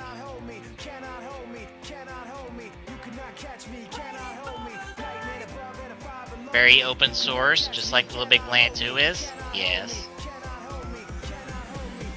Yeah. Although Little Big Planet 2 is not that open source in terms of its created content. This is more along the lines of a better version of Minecraft kind of deal. A little bit that. I guess I've seen more Little Big Planet 2 because I've seen people do exactly what Project Spark's doing here with the mechanics of Little Big Planet 2. Make first-person shooters and racing games and pinball games and all that stuff. People did that in Little Big Planet 2. Granted, they probably have more limited assets to work with than I think Project Spark has. Because Project Spark's designed for this. Yeah. Which Little Big Planet was designed to be, hey, you can make your own side-scrolling platformer stuff, and here's some other stuff that you can be really creative with in order to pull off, like, flying games and all that stuff. Like RPGs, even. Like, somebody made it in Little Big Planet 2 to where you can actually play The Legend of Zelda in Little Big Planet 2. Huh. Huh? Yeah. The full Legend of Zelda game, the original, back on the NES, you can play it in full in Little Big Planet 2. Is it supposed to be like with better graphics because it's on Little Big Planet 2? No, it looks exactly like Legend of Zelda. How? Fuck if I know. It's people with Little Big Planet 2. People with a lot of experience making stuff in Little Big Planet 2. God, dog, I give credit for these people. They are awesome. Yeah, and they were working with probably less than reasonable assets than what Project Spark has. If Project Spark has a lot more open sourceness with its tools and assets, hell, somebody could probably replicate Halo in it. Dude. Like, beat for beat, Halo. Dude. That would be awesome. Amazing. Yeah. Yeah, if this is what folks with Project Spark are able to do, then yeah, Project Spark will be the next Little Big Planet in terms of its creative content. Well, user-generated content, better word for it. Which is cool, because there's some creative-ass people with Little Big Planet. My question, though, is how is this gonna compare to Minecraft when it comes out on Xbox One 2? Is this gonna shadow it, or is this gonna kind of be on the same playing field? Because you got a lot of freedom with Minecraft, but you don't have the mod support, so you can't make half of what happens here function. I think, well, even with mod support, I don't think you can pull off the same things we're seeing out of Project Spark. You can pull off enough of it, though. Yeah. Like, I've seen people implement guns into Minecraft, but I'm like, a full-fledged racing game? There is ways to do that, too. Oh, yeah. There's mods that can do that. But that's what I'm saying. Without that mod support, is this going to kind of put Minecraft in the shadow, or is it going to kind of be same playing ground? Probably be same playing field, because Minecraft has the fan base that will be like, Minecraft on Xbox One! And we'll be happy to get it and play it on there. But I think Spark, if it gets the right attention and it's pushed the right way, it's pushed like Little Big Planet 2 was, as more than just this game. It is this creative tool. It is, you want to make your own racing game? Boom! Here's the literal game that lets you be able to do that with all the tools and resources in order to pull it off. So, basically what you're saying is Microsoft needs to seriously think about hiring the same people that did Little Big Planet. Well, that's not going to happen because that's Media Molecule, and that's a Sony company. But you see my point there, because Microsoft does not tend to back anything that it should be. Yeah, but that's what Spark needs. It needs the same type of push that Little Big Planet got, as more than just a game. It's a creative tool. It's more than just this game. It's more than just a side-scrolling platformer. It's a racing game, possibly. It's an RPG, possibly. It's all of this in one if you can make it. It is literally the most creative game because you can make anything with it. That's how Little Big Planet was pushed. As more than just a game, it was a creative tool. It was the ultimate in customization and user-generated content, because the users could create anything with it if they could just figure out how to do it. That's what Spark needs to be pushed as if it's going to reach the level that Microsoft probably wants it to reach. It means they need to take a note from Media Molecule and Little Big Planet. Whether they do that or not, I don't know. But I hope they do. Also, they need to make sure that the user-generated content is easily shareable. If it is difficult, no one will want it. I'm going to point that one out. Because literally, you could just hop on the network.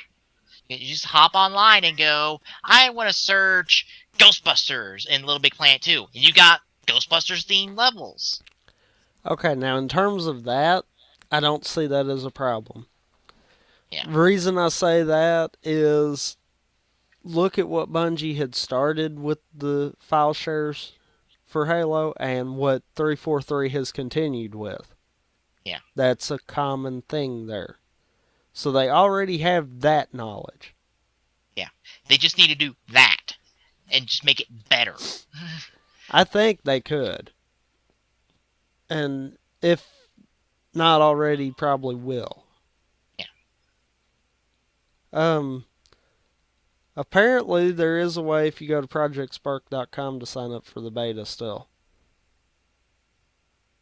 Well, you say it requires 8.1, and I'm like, nope. That's what I'm wondering, and I'm going to look into it after we're done, but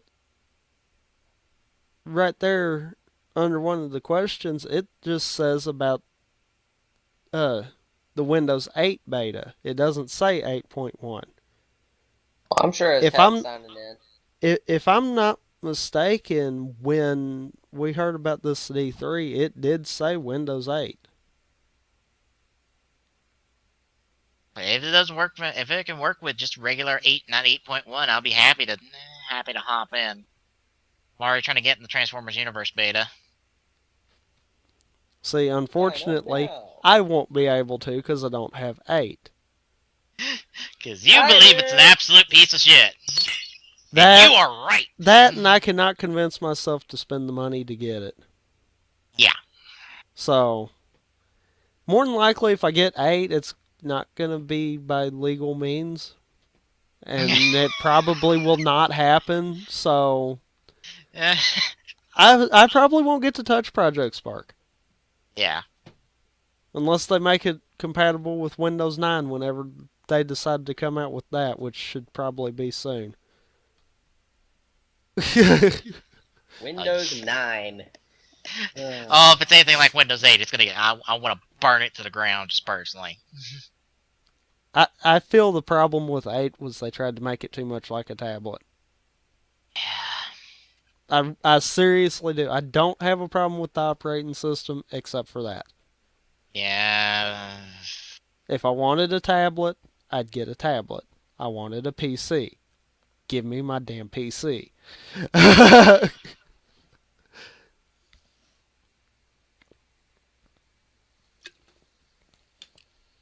Alright.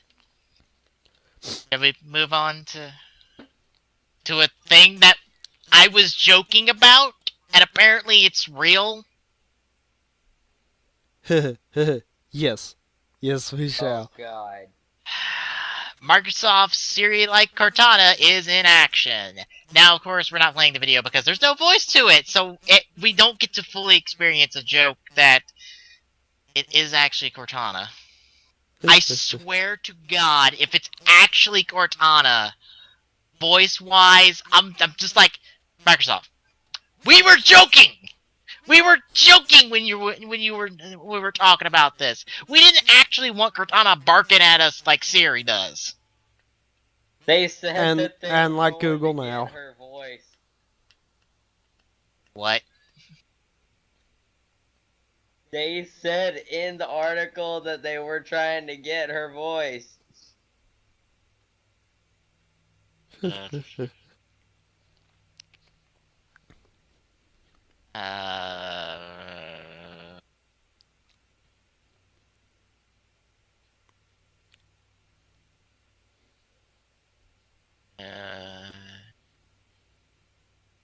I'm pretty sure they said it.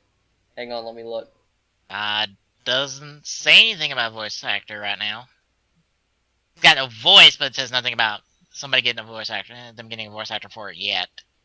Believed to be performed by none other than Cortana actor Jen Taylor. But there's no voice to it. But it's believed to be. That's because it's nicknamed goddamn Cortana. Well, and not to mention, it is named Cortana, even in the video. But it remains officially unannounced. Yeah, so there's no voice to it, because I looked at this video last night, and it's like, oh, there's no voice to it. Well, that's disappointing. Yeah, it just kind of runs through and shows you what it can do. And, Although I will be honest, where it's standing right now, it does not look like too big of a difference between it and Google Now. Or Siri. I don't know about Siri. I don't know firsthand on that I one. have Siri, and it's like, oh, speak something, and then you do things. Like, if it even has joke responses to it, it will be Siri, because Siri has joke responses.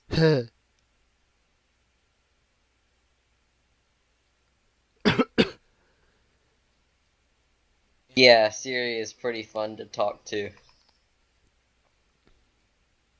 But yeah, I'm just like, okay, it actually is named Cortana. That's just not the project code name for it. That's legitimately what they're going to be calling it. God damn it. Microsoft, we were joking. We were joking about that. Stop making jokes come to life.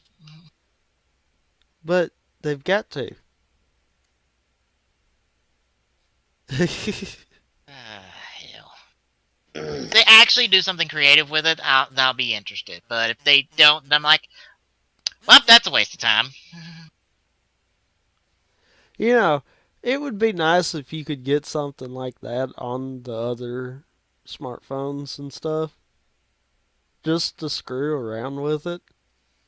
Yeah. Because, you know, there's got to be people that don't really care for Siri or Google Now and would rather have their own. Like me. Which, I don't use Siri at all. Which, I mean, I don't use Google Now as much as I should. But I don't feel like that one's bad. It's Siri. Okay. Yeah, for Androids. It's Siri for Androids.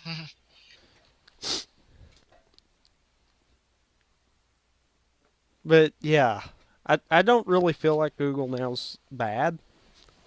But I know there's got to be someone out there that's like, oh God, give me something different. I've said this before, but when it comes to like the smartphone touchscreen stuff, I want to be able to make my own commands and stuff. Seriously. Like, more than just customize what motion I can do on my lock screen in order to unlock it.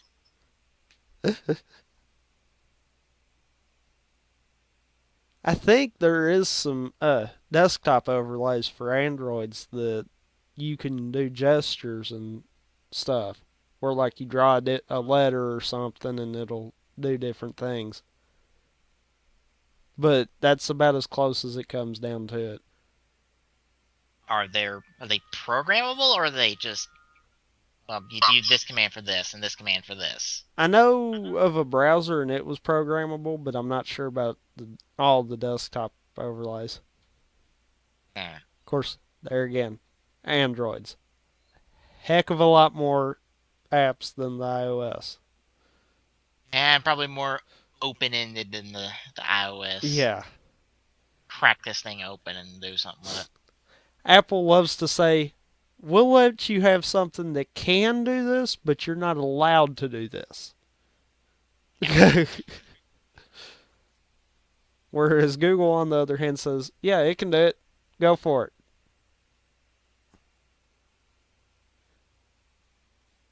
Alright. Guess we can move on to more movie news then. This one's interesting. I'm interested.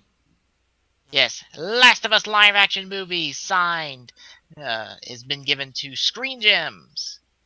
It's a Sony Motion Picture Company has signed on to distribute a live action movie adaptation of Naughty Dog's The Last of Us. Creative director Neil Druckmann will write the script for the film. The movie will be produced by Sam Raimi's Ghost House Pictures.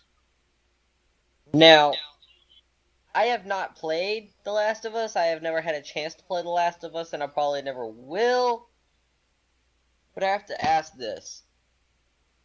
Is it possible that this is a continuation after the game? I don't know.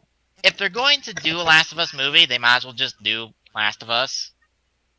Because right now, Naughty Dog, they said it themselves that a Last of Us 2 is kind of a 50-50 chance right now. Like, they could do it, or they couldn't do it. They're not sure yet. I don't know if what's holding them back, but they're kind of unsure of where to go. There's Yeah. probably some DLC out there that hasn't surfaced yet. Well, you have Left Behind that came out recently, but that's a prequel. Right. Don't think they have. I believe they said they got no more Last of Us DLC planned as of yet. Maybe that's what they're waiting on. Maybe they're waiting to make sure there isn't any way that they could throw DLC in and before trying to do something like that. Yeah, I think I want to say they've even said that Left Behind will be the only single player DLC. I want to say they've said that, but I'm not sure. That Left Behind is the only single player DLC they're doing for Last of Us. Otherwise, it's all multiplayer stuff. But I'm not too confident on that statement. But yeah, I don't know. If they're gonna do Last of Us, they might as well just do the movie because it could work. Honestly, they could probably get 2 movies out of it depending on how they cut it.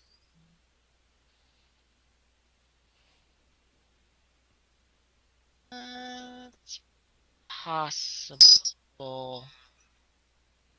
And they could.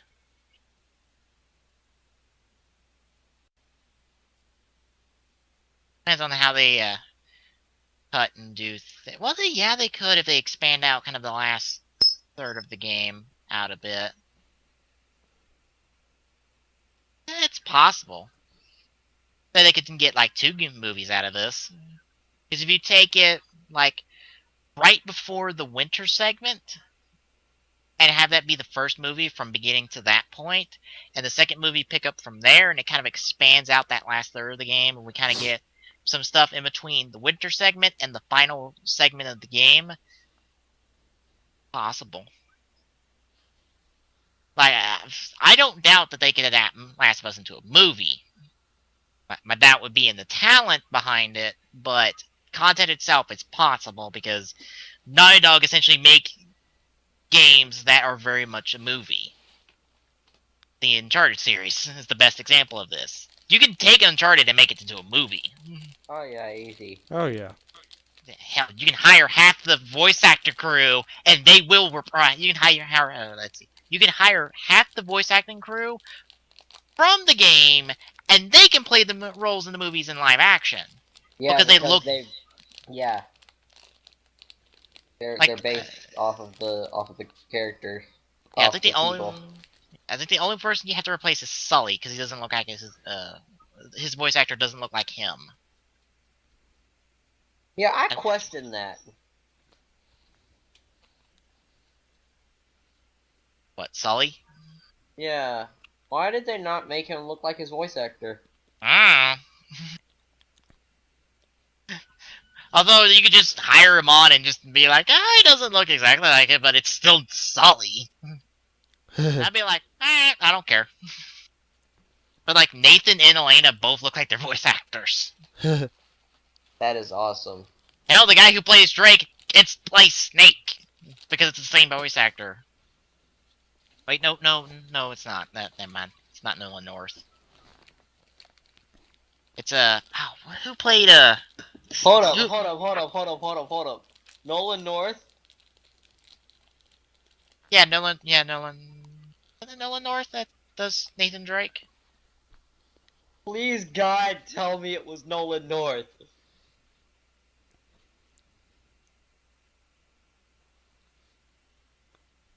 Yeah, cause done something else prominent recently. Let me look. He did Deadpool. Yeah, he does Deadpool. Oh my God, Nolan North is amazing. Yeah, he's Nathan Drake in the Uncharted. He's... I'm trying to find something prominent. Yeah, he's a Sideswipe and Transformers Prime. Let's see, he was in Star Trek Into Darkness.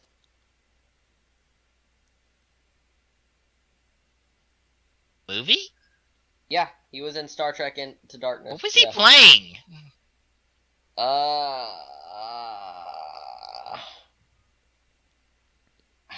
Crap, who did he play? Uh, A helmsman? hold on. He's I'll some tell you. helmsman for the USS Vengeance. Yeah, According to the Wikipedia USS page. Vengeance Bridge Officer. Yeah. And he was in NCIS. He was in NCIS? He was? Officer Lou Gitoe. Or Giotti. Oh, I remembered that. What? Yes, He Tommy? was Desmond Miles? The Penguin. They're showing him listed for Arkham Knight, Arkham Origins that I've seen so far. Hell yeah, he's Penguin. Yeah, he's also Black Mask in Arkham City. He's also Desmond Miles from Assassin's Creed. Yeah. Dylan Norris is one of those voice actors who doesn't really change his voice between roles. Kinda does that. Wait, he was in Sanjay and Craig? Great. I ignore that show.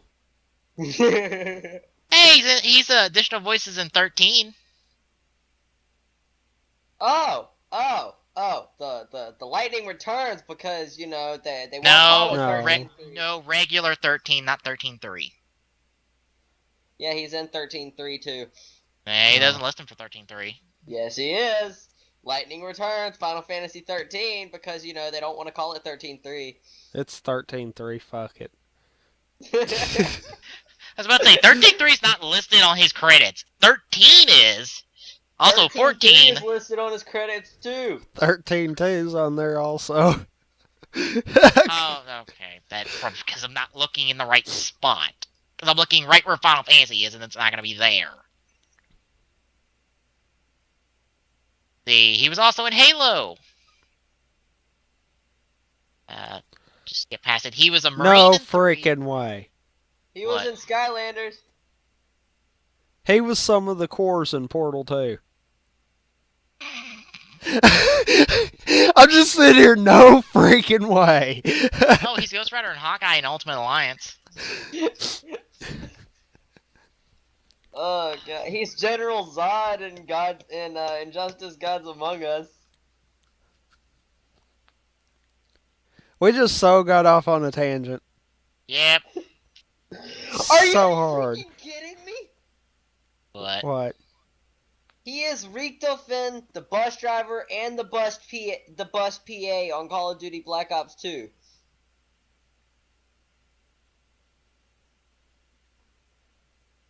Why would he touch it? Why? He's been in there since Call of Duty 2. He's got a role in Call of Duty 2. He's got a role in World at War, in Black Ops 2, and Black Ops Declassified. Oh, he's Alex Mason in Declassified. I guess they couldn't hire his actor back for Declassified.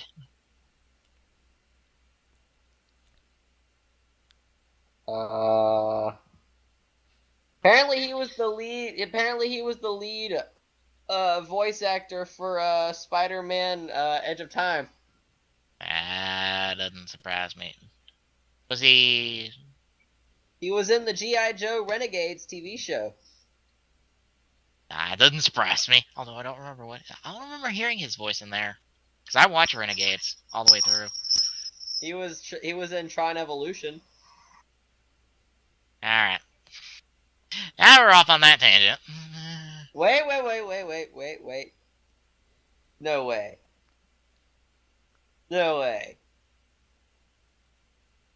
He was in Mafia 2!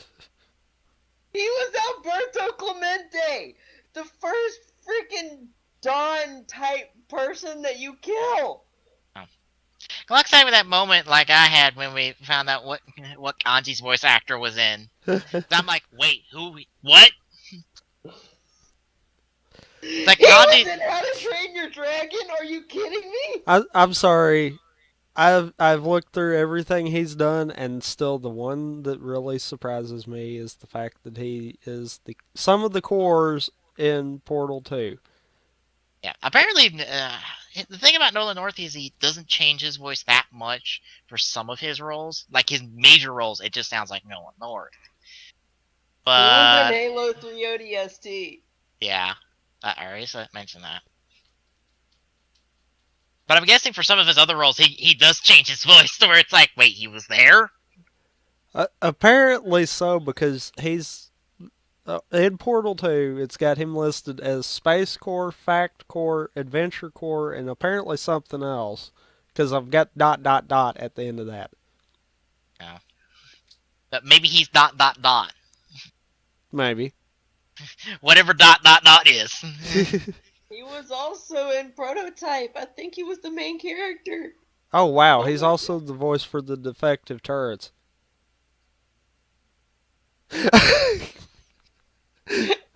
Holy shit, though, all four of them roles are so vastly different. Welcome to voice acting, where you never know who's behind the voice until you start looking at credits. Oh god. Well then. Oh god. He was in Power Rangers?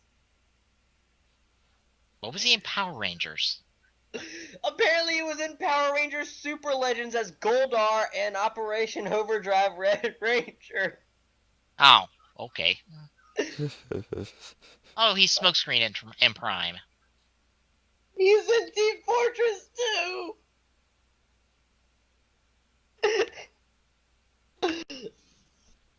Oh, Jesus Christ. Oh. He's got 1,001 roles in Mad, apparently.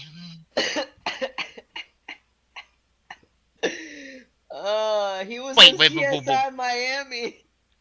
Well, hang on. He's the Krang? There is no way he is the Krang. The what? And the new TMNT cartoon. There is no way Nolan North's the Krang. Really? Yeah. I will pull up a clip of the Krang in that show. I know. That's why I'm like, really? Yes!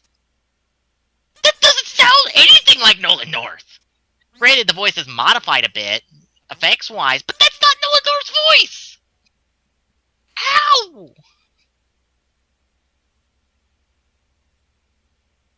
Also, that's probably a big role for him. Probably a good, well, not a big role, a good paying role for him, because he gets a line about every episode. True. He was...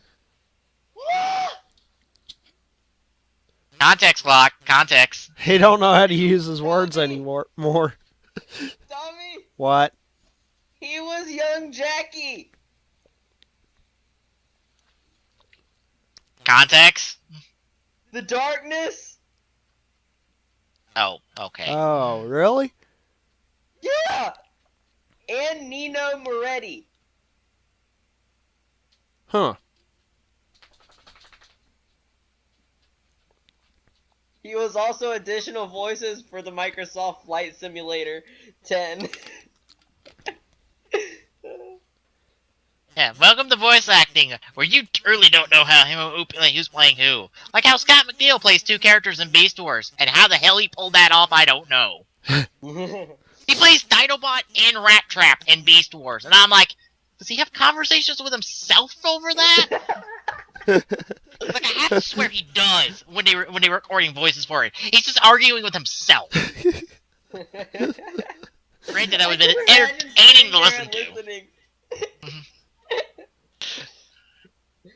He's in Ultimate Avengers 2 as Giant Man. I think it's time for us to move on. Yes, it is. But it's so fun.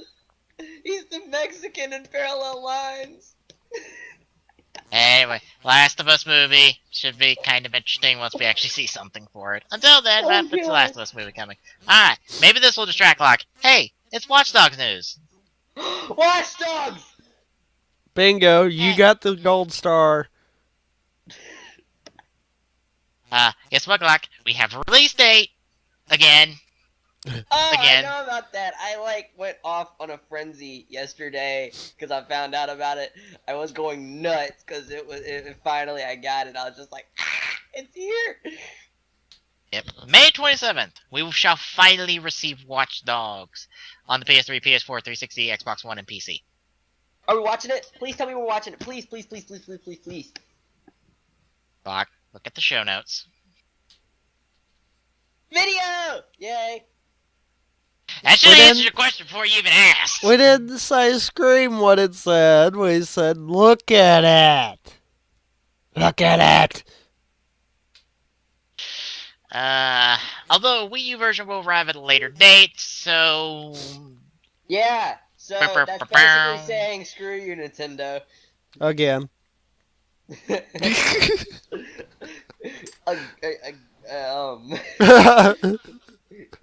whole screw you thing never stops, so I don't think you can really say again. I figured it was needed. But we got a trailer that actually talks about the story of Watch Dogs, and it also made me realize we never really knew what the hell was going on in Watch Dogs before, have we? We never needed Not to really. know. It was just that amazing. Didn't realize that, Sarah. It's like, wait, what's the story of this game? Oh, we haven't talked about that at all. Oh. That may not be a good sign. Granted, I'm one of those people that focus a lot more on story characters and, those elements more so than gameplay. Yeah. Point that out. I'm one of those people who's like, how's the experience more than just, hey, it controls nice. And it looks pretty. Yeah. Yeah, Which makes me same get here. way into stories sometimes. But anyway, we got the trailer all queued up and ready. I know you do, Glock. I know you do. I know you're bouncing up and down on your bed, I think. No, we don't hear it moving, so. Oh, no, well, that's true. You ready, Tommy? Yep. Alright, starting it up for Glock goes and bounces off the wall and hurts himself in 3, 2, 1, go. Partial nudity. I was the best at what I did. A hacker. A thief. I got in, got out. No one got hurt. Until I discovered something I was never meant to see. No! That's when they came for me. Okay. But killed her. Now, I'm coming for them.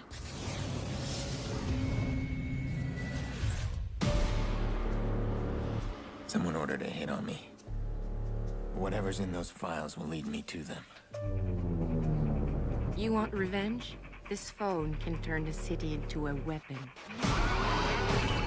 It's a great thing just to give to someone who's out on a revenge quest. Your men are expendable, Mr. Rack. Yeah! My empire is not. Don't forget who runs this city. Trillions of bots with information at your fingertips. You want to tell me what's going on? Corporate espionage. Crooked cops. Big explosions, honey. I heard stories, man, that like nothing you ever seen before.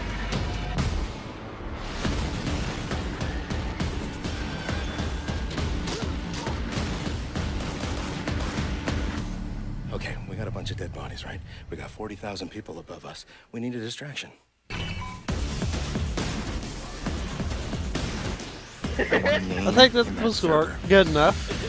Yeah. I love that. We need a distraction.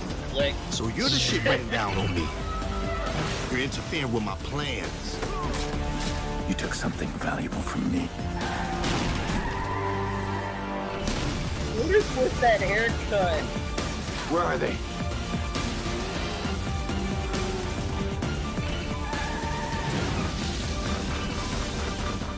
This is huge.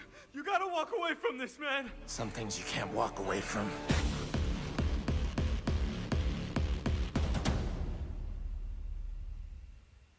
Well, at least we know what the hell's going on in Watch Dogs now. Yeah. And it's kind of deep, too. It's not just gameplay like it was.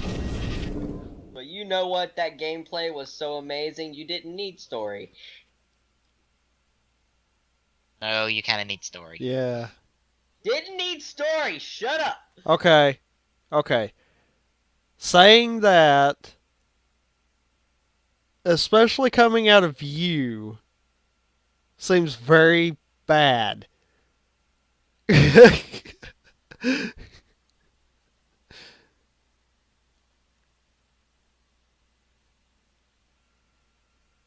Yeah, I know, because I'm a major story person. But this came out, and I just freaked out because it looks amazing. It's gonna be amazing. Shut up! Don't judge me. Alright. Watch Dogs looks good as ever, and hey, we got a release date, so that's one of my 2 games I'm buying this year. Or one of my 3, actually. So, let's see. Actually, 3 games wrecked my budget, because I'll get to that quick. Anyway, should we move on to our last article? I really don't want to move on. I want to keep talking about Watch Dogs. There's not really anything else to talk about right now, Glock. But we get to talk about Shaq Fu, too! Watch Dogs. Shaq Fu! Watch Dogs. Shaq Fu. Shaq Fu! Why am I even talking about Shaq Fu? God, why does this game exist?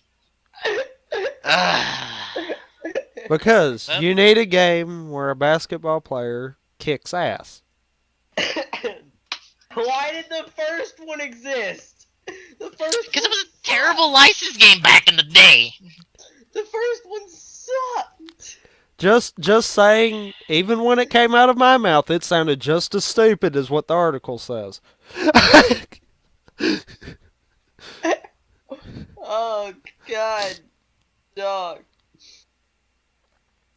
Let's see. A new crowdfunding campaign seeks $450,000 on Indiegogo to get Shaq Fu, a Legend Reborn, made. I say again, a Indiegogo campaign that's being endorsed by Shaq himself is looking to get $450,000 in order to make Shaq Fu 2. If this thing happens, I will have lost faith in humanity once again. If this thing happens, I'm going to find out if this site will allow me to do something for this show, and then we'll see what kind of money we can rack up for it. Jeez. Fucking hell. Let's see. Hell, even Shaq Fu admits the first one was shit. Thank you. Let's see. The game promised to be a beat-em-up where players take control of a highly stylized Shaq as he battles dozens of enemies in dynamic areas. Developed by Big D's Productions, is aiming to have a combo system where it allows the player to choose from different fighting styles. And as normal, let's see the credits for Big D's Production. Their credits include...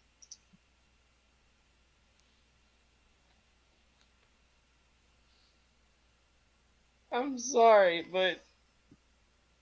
Oh, God. If this happens... If this happens... I'll lose faith in humanity. Apparently Jack crap, because I can't find anything for him. If this happens, I will lose all faith in humanity once again. Black. I lost it the first time after that box was sold for $600. Glock. They're already almost at $60,000. They have 44 days to get the rest. How in the heck?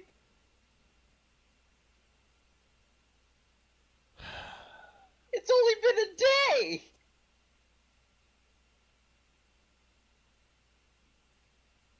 Why? Technically, by the way, almost Shaq's investing his own money into this too. Great. Oh look, they want the combat system to be deep enough for online play. Oh goody. And by the way, Glock, technically 2 days. Okay, technically. So, With this being said, they have got about 28,000 a day. Oh, by the way, just for an extra incentive, 5% of all profits from this game will be donated to the Boys and Girls Club of America.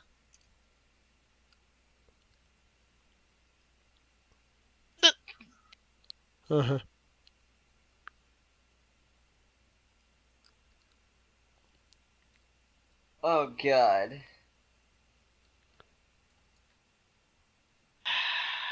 Let's just watch this teaser and maybe something good will come out of this.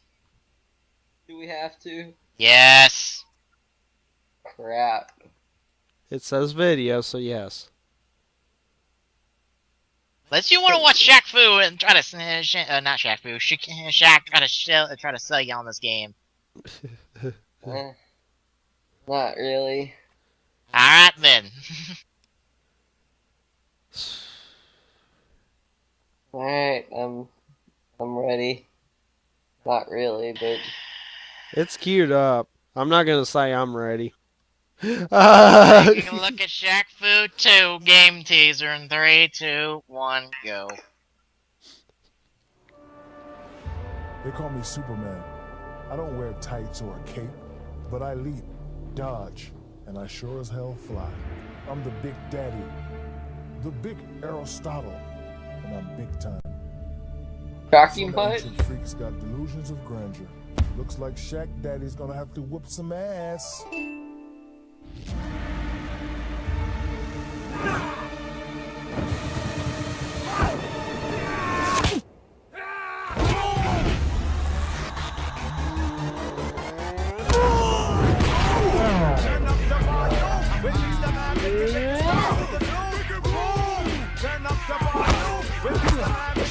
I'm just waiting for him to start dancing.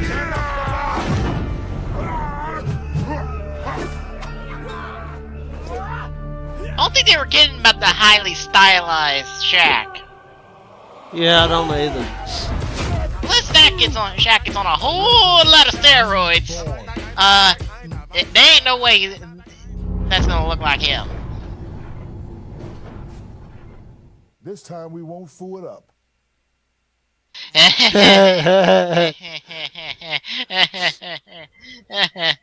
Why? Why?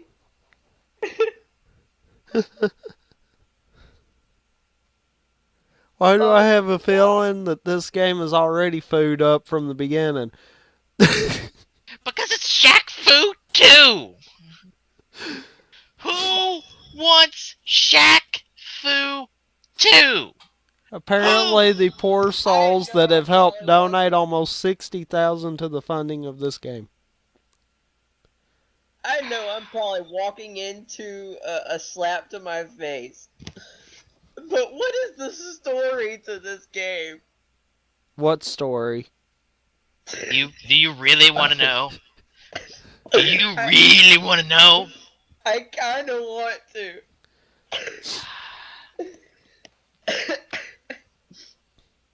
Of course, this has nothing to do with Shaq Fu 1, because Shaq Fu 1 was a fighting game, not a straight-up brawler. By the way, terrible fighting game, mind you. Controls probably sucked worse than... I can't even think of a bad game at the moment. This is just... wow. I'm ready to move on release, because I don't want to talk about this anymore. I want to know the story first, please. Go look up the Indiegogo campaign and they'll probably answer your question. We're moving on. I'm done. Oh, come on. I'm done. Come on. I don't want to know the story of this. Come on. You got to want to know the story a little. No! Off to releases. They're already at almost 6,000 or 60,000. Off to releases.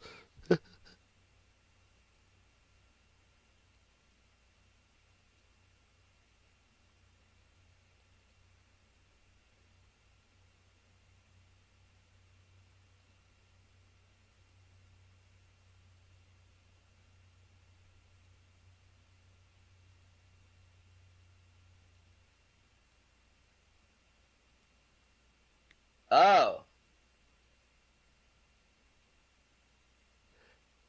Okay. Why'd you time out?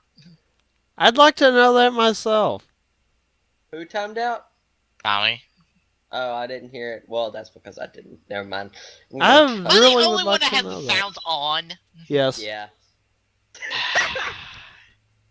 Because I'm the only one who knows when something's gone wrong. I swear. Yep. What the heck is Putty Squad? I don't know. Putty Squad, the 11th PS3. Moving on. Titanfall, also on the 11th. Xbox One, PC, 360. And that's about it, even though they have 2 cards listed. Why do they have 2 listed? Yeah, because it's going to be on Xbox One, PC, 360, and Xbox One.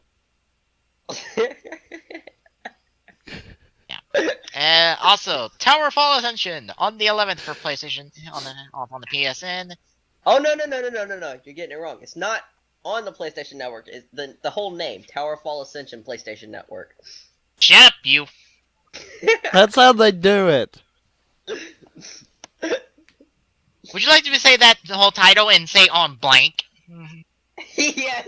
It would probably be more funny that way. Probably. Atelier Escher and Logi, Alchemist of the Dusk Sky on the PS3 on the 12th. Whatever in the world that long-ass title of a game is. I'll tell you. Hold on. Sounds like some kind of like Final Fantasy type of game. Hold on. I'll tell you. Give me a second. That's unlisted on game trailers. Anyway, something we talked about last show. Yoshi's New Island out on the 14th for the 3DS.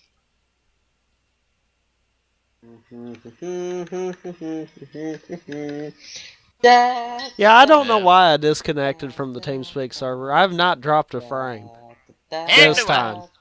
On the 18th, the clock continues to hum a song. 10 and 10.2 HD remaster on the PS3 and Vita for all of you who love 10 and 10.2. Whoa! Yes, clock. This game looks interesting. It's actually got like an anime feel to it. Oh, so it's one of those anime RPG games. Oh, goody. Not exactly. It goes from anime to 3D, and it's really cool. Anyway, Madagascar 3, the video game / the Crude's Prehistoric Party Combo Pack comes out on the 18th for DS and 3DS for all those of you who want to give your kids something that will probably not be that good. Did you just say the Crudes?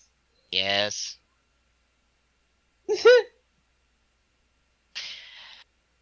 Another big release coming up on the 18th as well. Metal Gear Solid 5 Ground Zeroes on the 360 and PS3 and something else that they don't have listed there. Oh god, I don't know where you are. Next page. Okay. Speaking of another combo pack, the Courage Prehistoric Party. I've got a question. What? What is that whole Q1 thing underneath? I don't understand why they have that there. That's for games that don't have a specific release date, but they're set to be in Q1. That we never touch. Oh my god, our game is coming out. Our game is coming out. What game? Ninja Gaiden Z. Thanks for jumping ahead on me. I'm sorry. Backing up one, as I was saying, Courage Prehistoric Party and Rise of the Guardians combo pack on the 18th for the Wii. Again, if you want to give your kids something that's probably not that good. As Glock said, Yaiba getting Ninja Gaiden Z coming out on PC on the 18th. Pokemon Battle Trozzy coming out on the eShop, more specifically the 3DS eShop, on the 20th. And finally, on the day of our next show, the 21st, Infamous Second Son for the PlayStation 4. Even though they're not listing that. Got the PlayStation 4 box art. It's the only consoles coming out because it's a Sony exclusive. This is made by Sucker Punch. Yeah, but it could be coming out for the PS3 too.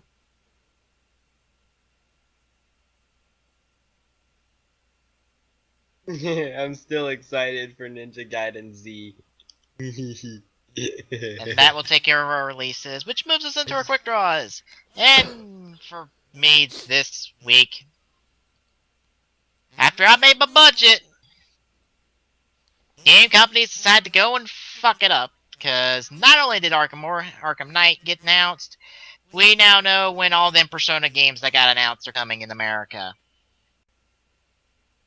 Simply put, I'm trying to see where they have it listed here. Dear God.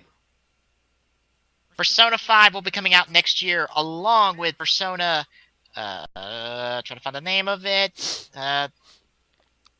Persona Dancing All Night, I believe, was the title of it. Persona Dancing 4 All Night. Dancing All Night. Yep, that's coming out next year. That looks... The dancing game. What did you expect?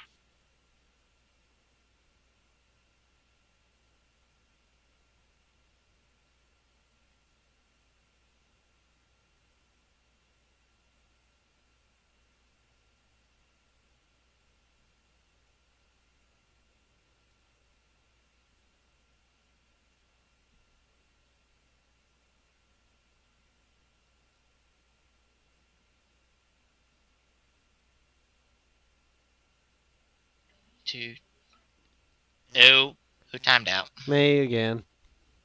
The hell? I'd like to know that myself.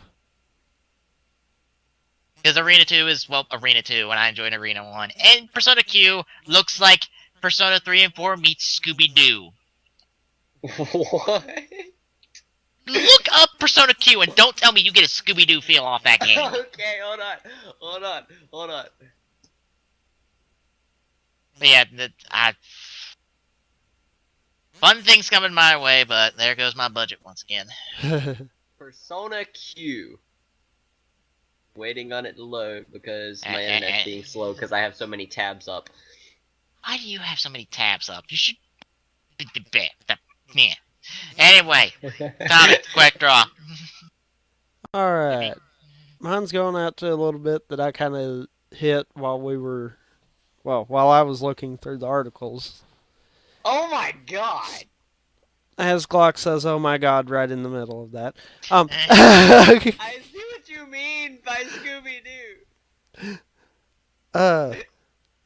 Anyhow, apparently the beta for Destiny is not going to have an NDA, so Bungie wants it to be shared, and shared it shall be. The Bungie said that Destiny is meant to be shared, according to what they said on their website, and they will not stop you from sharing coverage of the beta through Twitch or anywhere else when it goes live. That means it's fully streamable. Yes. Which will be awesome. Guess what? We're streaming one day!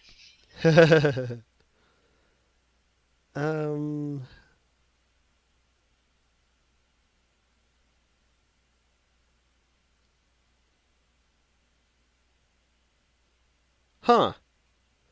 Apparently the beta is going to be first available on PS3 and PS4, though. It will be on all of them. It's just going to start with them. And they're treating it like a full product launch in some ways. Well, guess who? I'm gonna guess who out of the three of us is gonna get access to it first. Who? Me, 'cause I'm the only one with a PS3 here. Fair enough. But yes, so Destiny will be streamable before it goes live. You mean so they're not pulling the same stunt that Nintendo did and just gonna, That's a completely different issue. And Bungie said that, no, stream it. They said stream it Stream it. Stream it. Stream it, talk about it, rip it apart if you want. Which, I'm sorry. I don't think they would have to have a beta that was able to be streamed to win people over. I mean, let's see here. Bungie. There's a reason why Halo is around. Yep, I'm gonna buy it. And it's more than enough reason. Oh, Bungie's on it? Okay. Click. There's no more reason to be said in order to get it. Yeah. Now, I mean, granted, I'm not gonna go into the whole pre-order end of it until I have played the beta. Yeah. Just in case something is on it. But I would probably bet on that being $60 I'm going to be spending. No, it's already in my budget. Granted, I don't have a console listed for that or Watch Dogs because I'm consulting with you on which to get because there's multiplayer stuff for both of those. Right. Although I'm pretty sure on one of them. I think Destiny you ought to be pretty sure on. Oh, I was going to say Watch Dogs is probably going to be the PC. I'm not sure on that one. Oh, yeah. I don't know if my computer can handle it or not kind of deal. I know mine can. And then I'm thinking about spending thousands of dollars and getting Alienware. I'd tell you this much. You do that once, you won't have to get another computer for quite a while. Yeah. Although mine's not Alienware, but it'll probably last me for quite some time. Although it's a hefty motherfucker. You haven't felt the weight of this thing. I saw the pictures of it. I can tell. Yeah, it's hefty. But yeah, that's my quick draw. So, good luck. All right. We all know what my quick draw is, even if you forgot it for a little bit, because our rants turned into a completely different path. Me and Peace talked about it earlier. Batman Arkham Knight, new villain. Yeah. I'm not exactly sure where to go from here because we had that entire talk. But I mean, I'm seriously contemplating what you said, and it makes sense and it doesn't. Well, I'm providing the alternate explanation. And why I brought up Azrael, because, IGN brought up the point that the title might mean something, and I go, it's talking about Azrael, because, he was all about the whole burning fire, gates of hell thing. Uh-huh. And we all know full well that Rocksteady loves to slip things about their sequels into their previous games. Yeah. We all know full well about the Arkham City references in Arkham Asylum, long before anyone thought that thing would get a sequel. Yeah.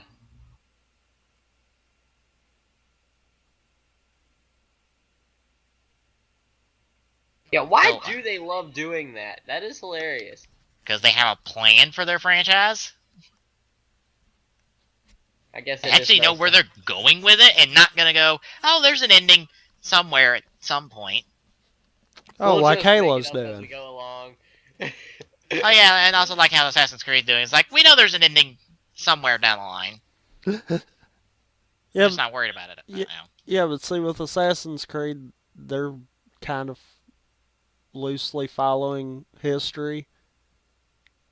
So, of course, there's gonna be an end eventually. It's just gonna take like 3 more games before we finally get a full modern Assassin's Creed game. Actually, from what I heard, it's supposed to be something about 20th century Russia during its revolution or something like that.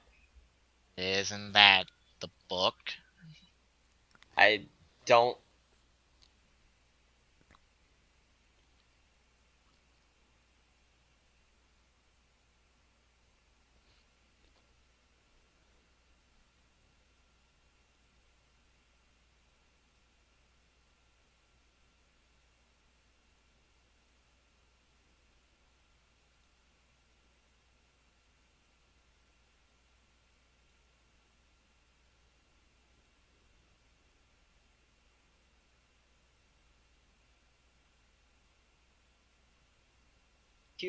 Qual at the end. I swear to God, I kid you not.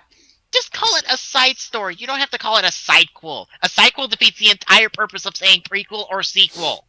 Okay. So it's there are rumors that the next game is supposed to be a side story, and it's focused on Daniel Cross, like the book. And yeah.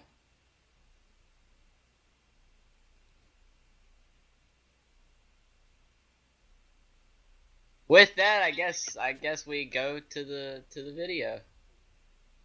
As soon as I can get it up. There we go. Okay. Alright, Yes. Yes. Okay.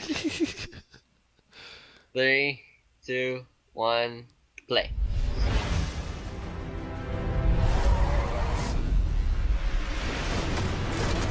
Physics, they don't exist.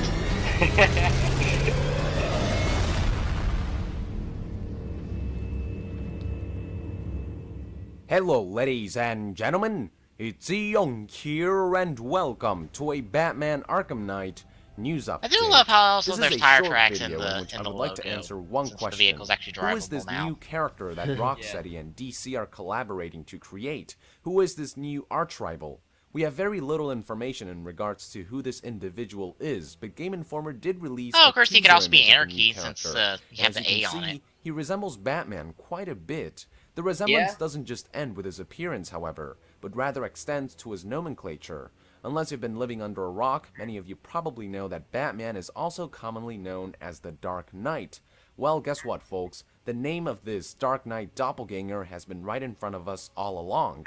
His name is the Arkham Knight, specifically created for the Arkham series. His true identity and motivations are still very much unknown. What we do know for sure, however, is that the Arkham Knight will be Batman's new arch-rival, and that he will challenge Batman in ways other villains haven't. I can't wait to find out more about this new character.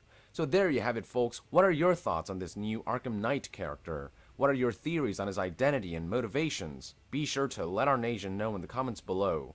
And to be further updated on Batman Arkham Knight, be sure to join the nation and subscribe to Young Yeah. I'll see you guys next time. Thank you very much, and Young out.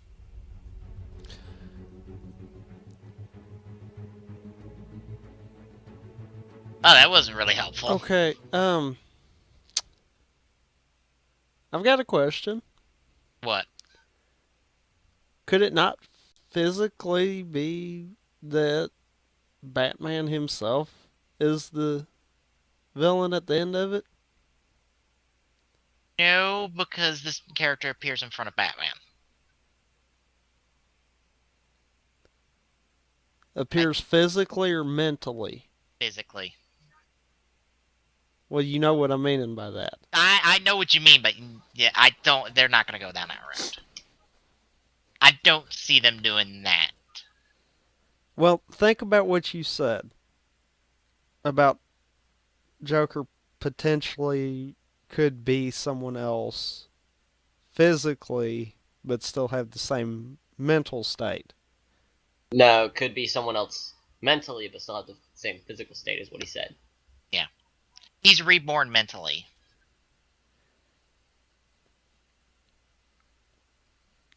What if you could have the other way?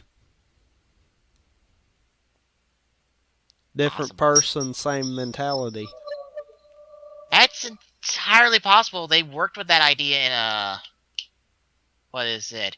It's the Batman Beyond movie, Return of the Joker, I believe. They played with that idea in that movie for Joker. Yeah. Entirely possible. Now, what if you took that concept and turned it into, and put that into Batman, and kind of he's losing his mind because he's up against everyone. Or that somehow part of Joker is now up in the noggin of Batman, and that he's imagining him as Arkham Knight. Right. Possible. Or it could be that Scarecrow has been screwing with him this entire time, and none of it is real. That would suck. Well, that his fear toxins get a hold of him, and Arkham Knight is what he truly fears, is him out of control. Is him crossing that line.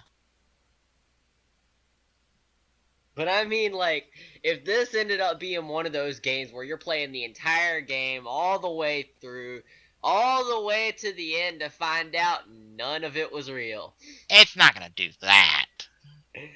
That would suck.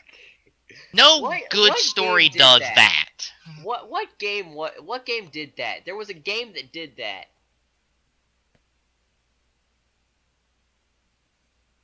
Do you guys know?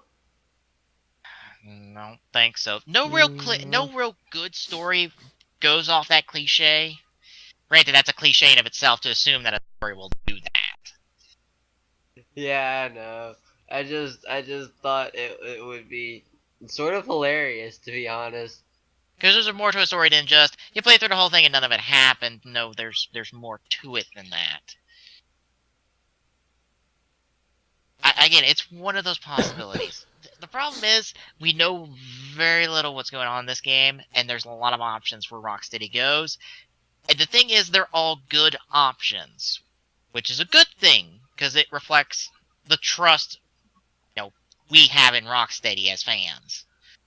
We trust that they can pull something off, even if it's like very deep, very thoughtful. Rocksteady. What the heck? What? Could be Joker's plot to destroy the bats using someone, or he has created a robot droid to kill him. Weren't there like robot type things in Arkham City that were like destroyed? I don't think so. There wasn't? I don't think so. There wasn't anything robotic in Arkham City as far as I remember. I could have swore there was. It was like when you're going to confront Raj Al Ghul. Not really. Or not. It wasn't Raish. By the way, it's Raish, not Raj. Maybe it was his daughter. You're going into that place down under, and there's like robots that have been like deactivated. Well, that's old Arkham, but I don't see that being the case. That might be going a bit too far. I'm trying to keep in the realm of possibilities, not trying to go too deep. Or throw out something too ridiculous. The whole idea that Tommy said is honestly something that's been played with before, and Rocksteady, they know their material because they've referenced Batman Beyond before. Wait a second. Who is Prometheus? Yes. I think I know that. I think that's the villain that has knowledge on all of the heroes and disc in his helmet. I believe. But Batman beat him by kind of outthinking him and shorting out his system. Whoa! But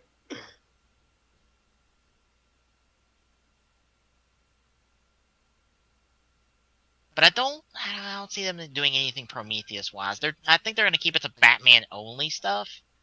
Granted, IGN also said that it's possible that they might hop off from here into a Justice League movie, like your Superman or Wonder Woman hop in to help, and that'll be the kickoff point for, we come out of the Arkham series into another DC series. But I don't know. I don't know. There are references to other DC franchises in the Arkham games, but I don't know what Rocksteady plans to do. This guy says my guess is either Hush or Owlman.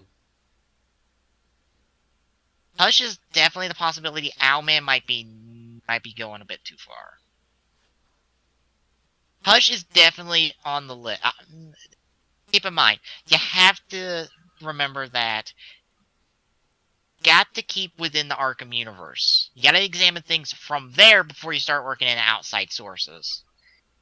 That's why Owlman seems less likely, because that's something that's not been referenced, it's something not been introduced in any capacity.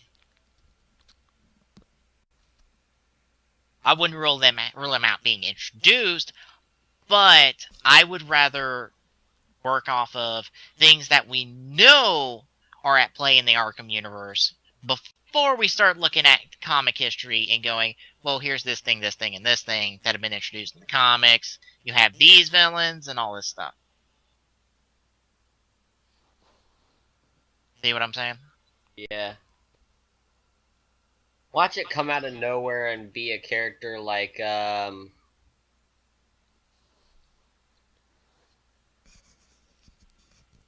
Wait a second. It said that the Arkham Knight uses guns. Yes. He seems to know a lot about fighting too. I think it said. It said something about him knowing a bit about fighting. Joker knew how to fight. Joker knew how to use guns. Granted, so did Todd, but Batman trained him.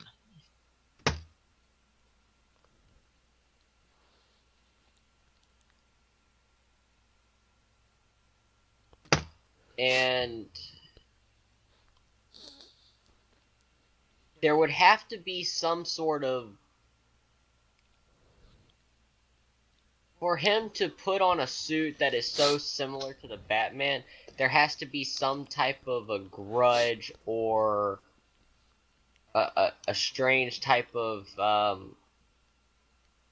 what do you call it? When you looked up to him for a while and then it just kind of faded away, but it's still there, but it's not. What you're describing is just the relationship the Joker has with Batman, just saying. If anybody's going to put on a Batman-like suit, it's going to be Joker. But when did Joker look up to him? That's what I'm saying. It seems like this is like some... He did... It may be more than just looking up.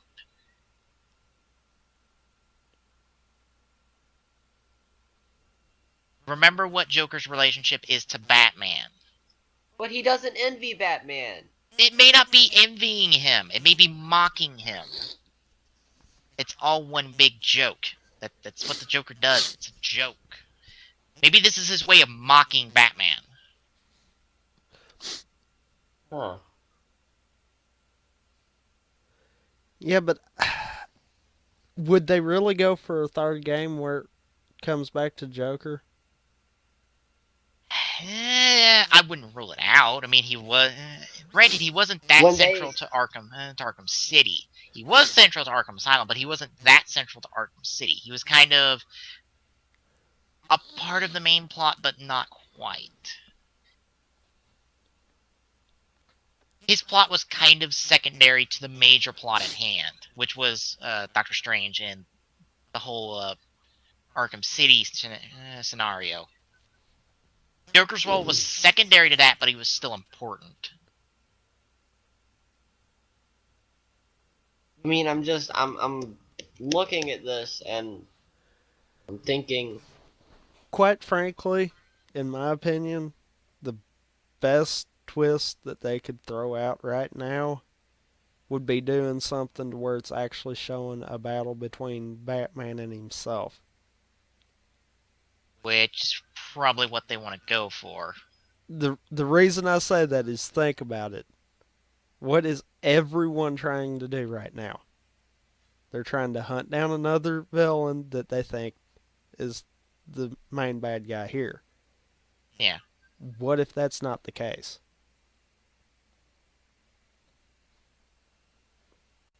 Are you saying what if he's his own bad guy? Uh-huh. Do you really think they would do that, though? Batman was a... Well, you think about it. If he's the only thing that remains to get rid of the villains in Arkham, think about the mental toll that would have to take. Yeah. And there would have to be that moment where even Batman himself is going to be like, well, why am I doing this? And then there's the fact that there's no connection at all towards any of the other bad guys with this character. He just comes out of nowhere. That's what's kind of making me think that might be the direction they're wanting to hint at. Yeah. Might not necessarily be where they're going to go with it, but that might be what they're wanting to hint at to get people thinking outside the box. Yeah, that might be why the trailer is father to son, and why it's a focus on Thomas Wayne's last will to Bruce. That this might be more focused on Bruce himself. So Bruce and Batman, more so than him, against the villains. Because we really don't hit that much in the Arkham series. Because it's more about Batman fighting the bad guys and the story coming from there. The story's not been about Bruce himself. And this would be that one time that they could go in and give that light to Bruce himself. Yeah. Because how many times have we seen Bruce in the Arkham series? Once? Twice? Depending on how many times you count, like, the pseudo flashbacks. We didn't count, we haven't really talked about Bruce that much. And this might be the time to do so. And also might be the time to introduce maybe some of the other Bat family and have them start talking to Bruce. Because Robin's in Arkham City, but he's not there that much. Nightwing's only in the challenge arenas. He's not there in the story. Oracle's there, and she's like the one constant Batman family member that's throughout all the Arkham games besides Alfred. And Hey, Alfred Keith. has what? I just thought of another character. What about Raph? Raph. You know, the one that could completely copy Batman every single way that he did anything. I have no clue what you're talking about. The character from Batman. His name is Raph. You mean Raish? It might be Rafe. I thought it was Wrath. It's Raz or Raish. Raish is technically how it's supposed to be said. Rash is the Wrath is the not Wrath. Rash is the mispronunciation of it. Raish is how you're supposed to say it. Granted, only Batman calls him Raish, or anyone from the Brotherhood. But the only reason Raish could copy Batman is because, well, Raish trained them. Batman trained in the Brotherhood. Was a part of that Brotherhood before he left. Because it's like, oh, they're going to destroy Gotham. Nope! Screw you guys, I'm off to go protect it.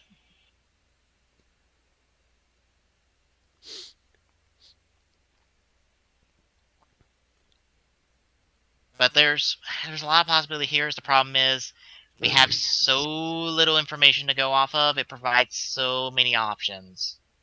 But like I said, all the options were given. Everybody keeps guessing Deathstroke. Not Deathstroke. Deathstroke's probably going to go off to be a part of a Suicide Squad game, probably made by WB Montreal. It's not Deathstroke. No. There's plans for him that WB Montreal has already laid. WB Montreal is probably going to be going off to go make a Suicide Squad game. One guy brings up Jeremiah Arkham. No, why would it be Jeremiah Arkham? Why? That makes no sense. I don't know. This guy brought it up.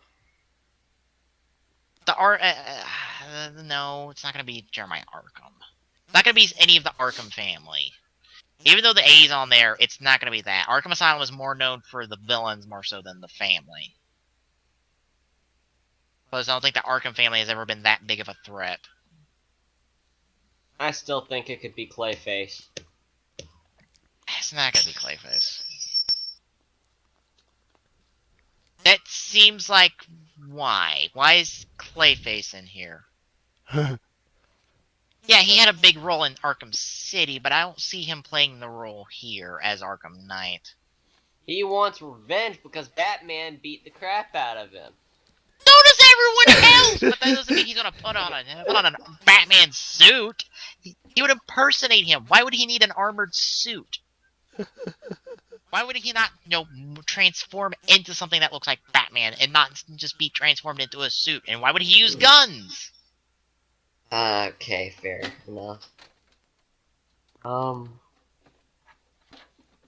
The thing, I think the note about this is not just that someone's got a grudge against Batman. Because everyone in his Rose Gallery has a grudge against Batman for one reason or another.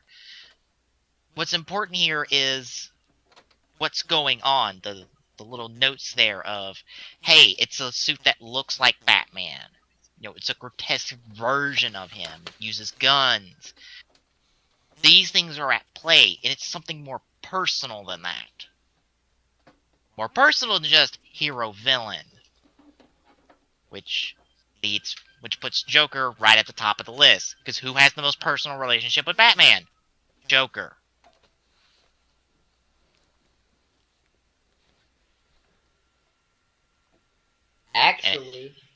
Actually, what's his name? Something Todd has the most personal relationship. So does Jason Todd.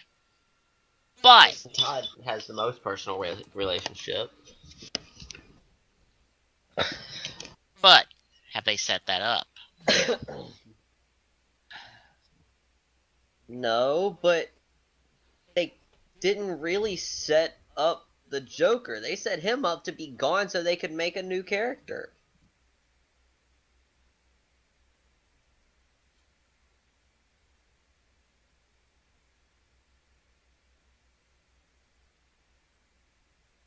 Although, yeah, there's only been one reference to Todd in the Arkham universe, and he's dead. Not that helpful. I would think if they were going to build towards a Jason Todd, granted, Rocksteady has long-term plans. I don't doubt that. I would think there would be more references to Todd than just one. Definitely possible, but it may be the only connection to Todd is the visual reference. And not so much the character himself. The Robin is Timothy Drake, which is the third Robin after Todd.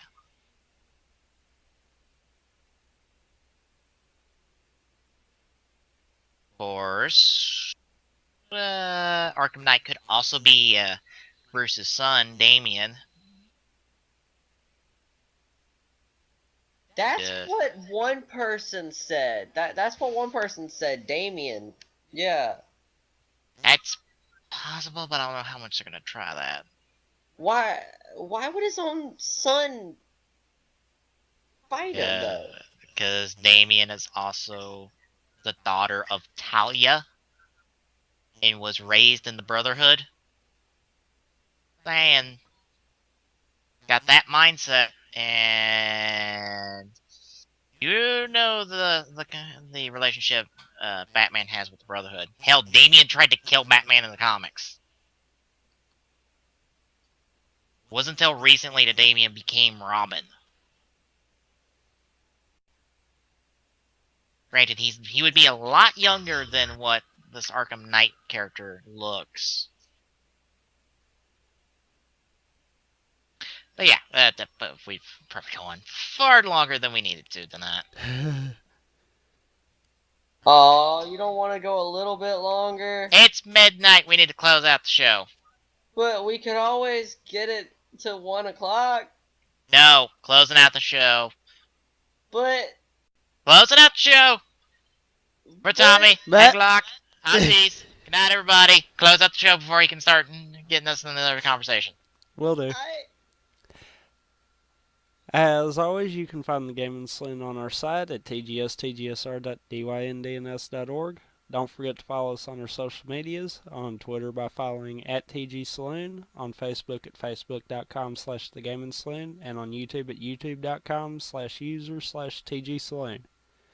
Don't forget about our mobile app. It will be updated after every TGSR with the archives for both TGS and TGSR. Till next time.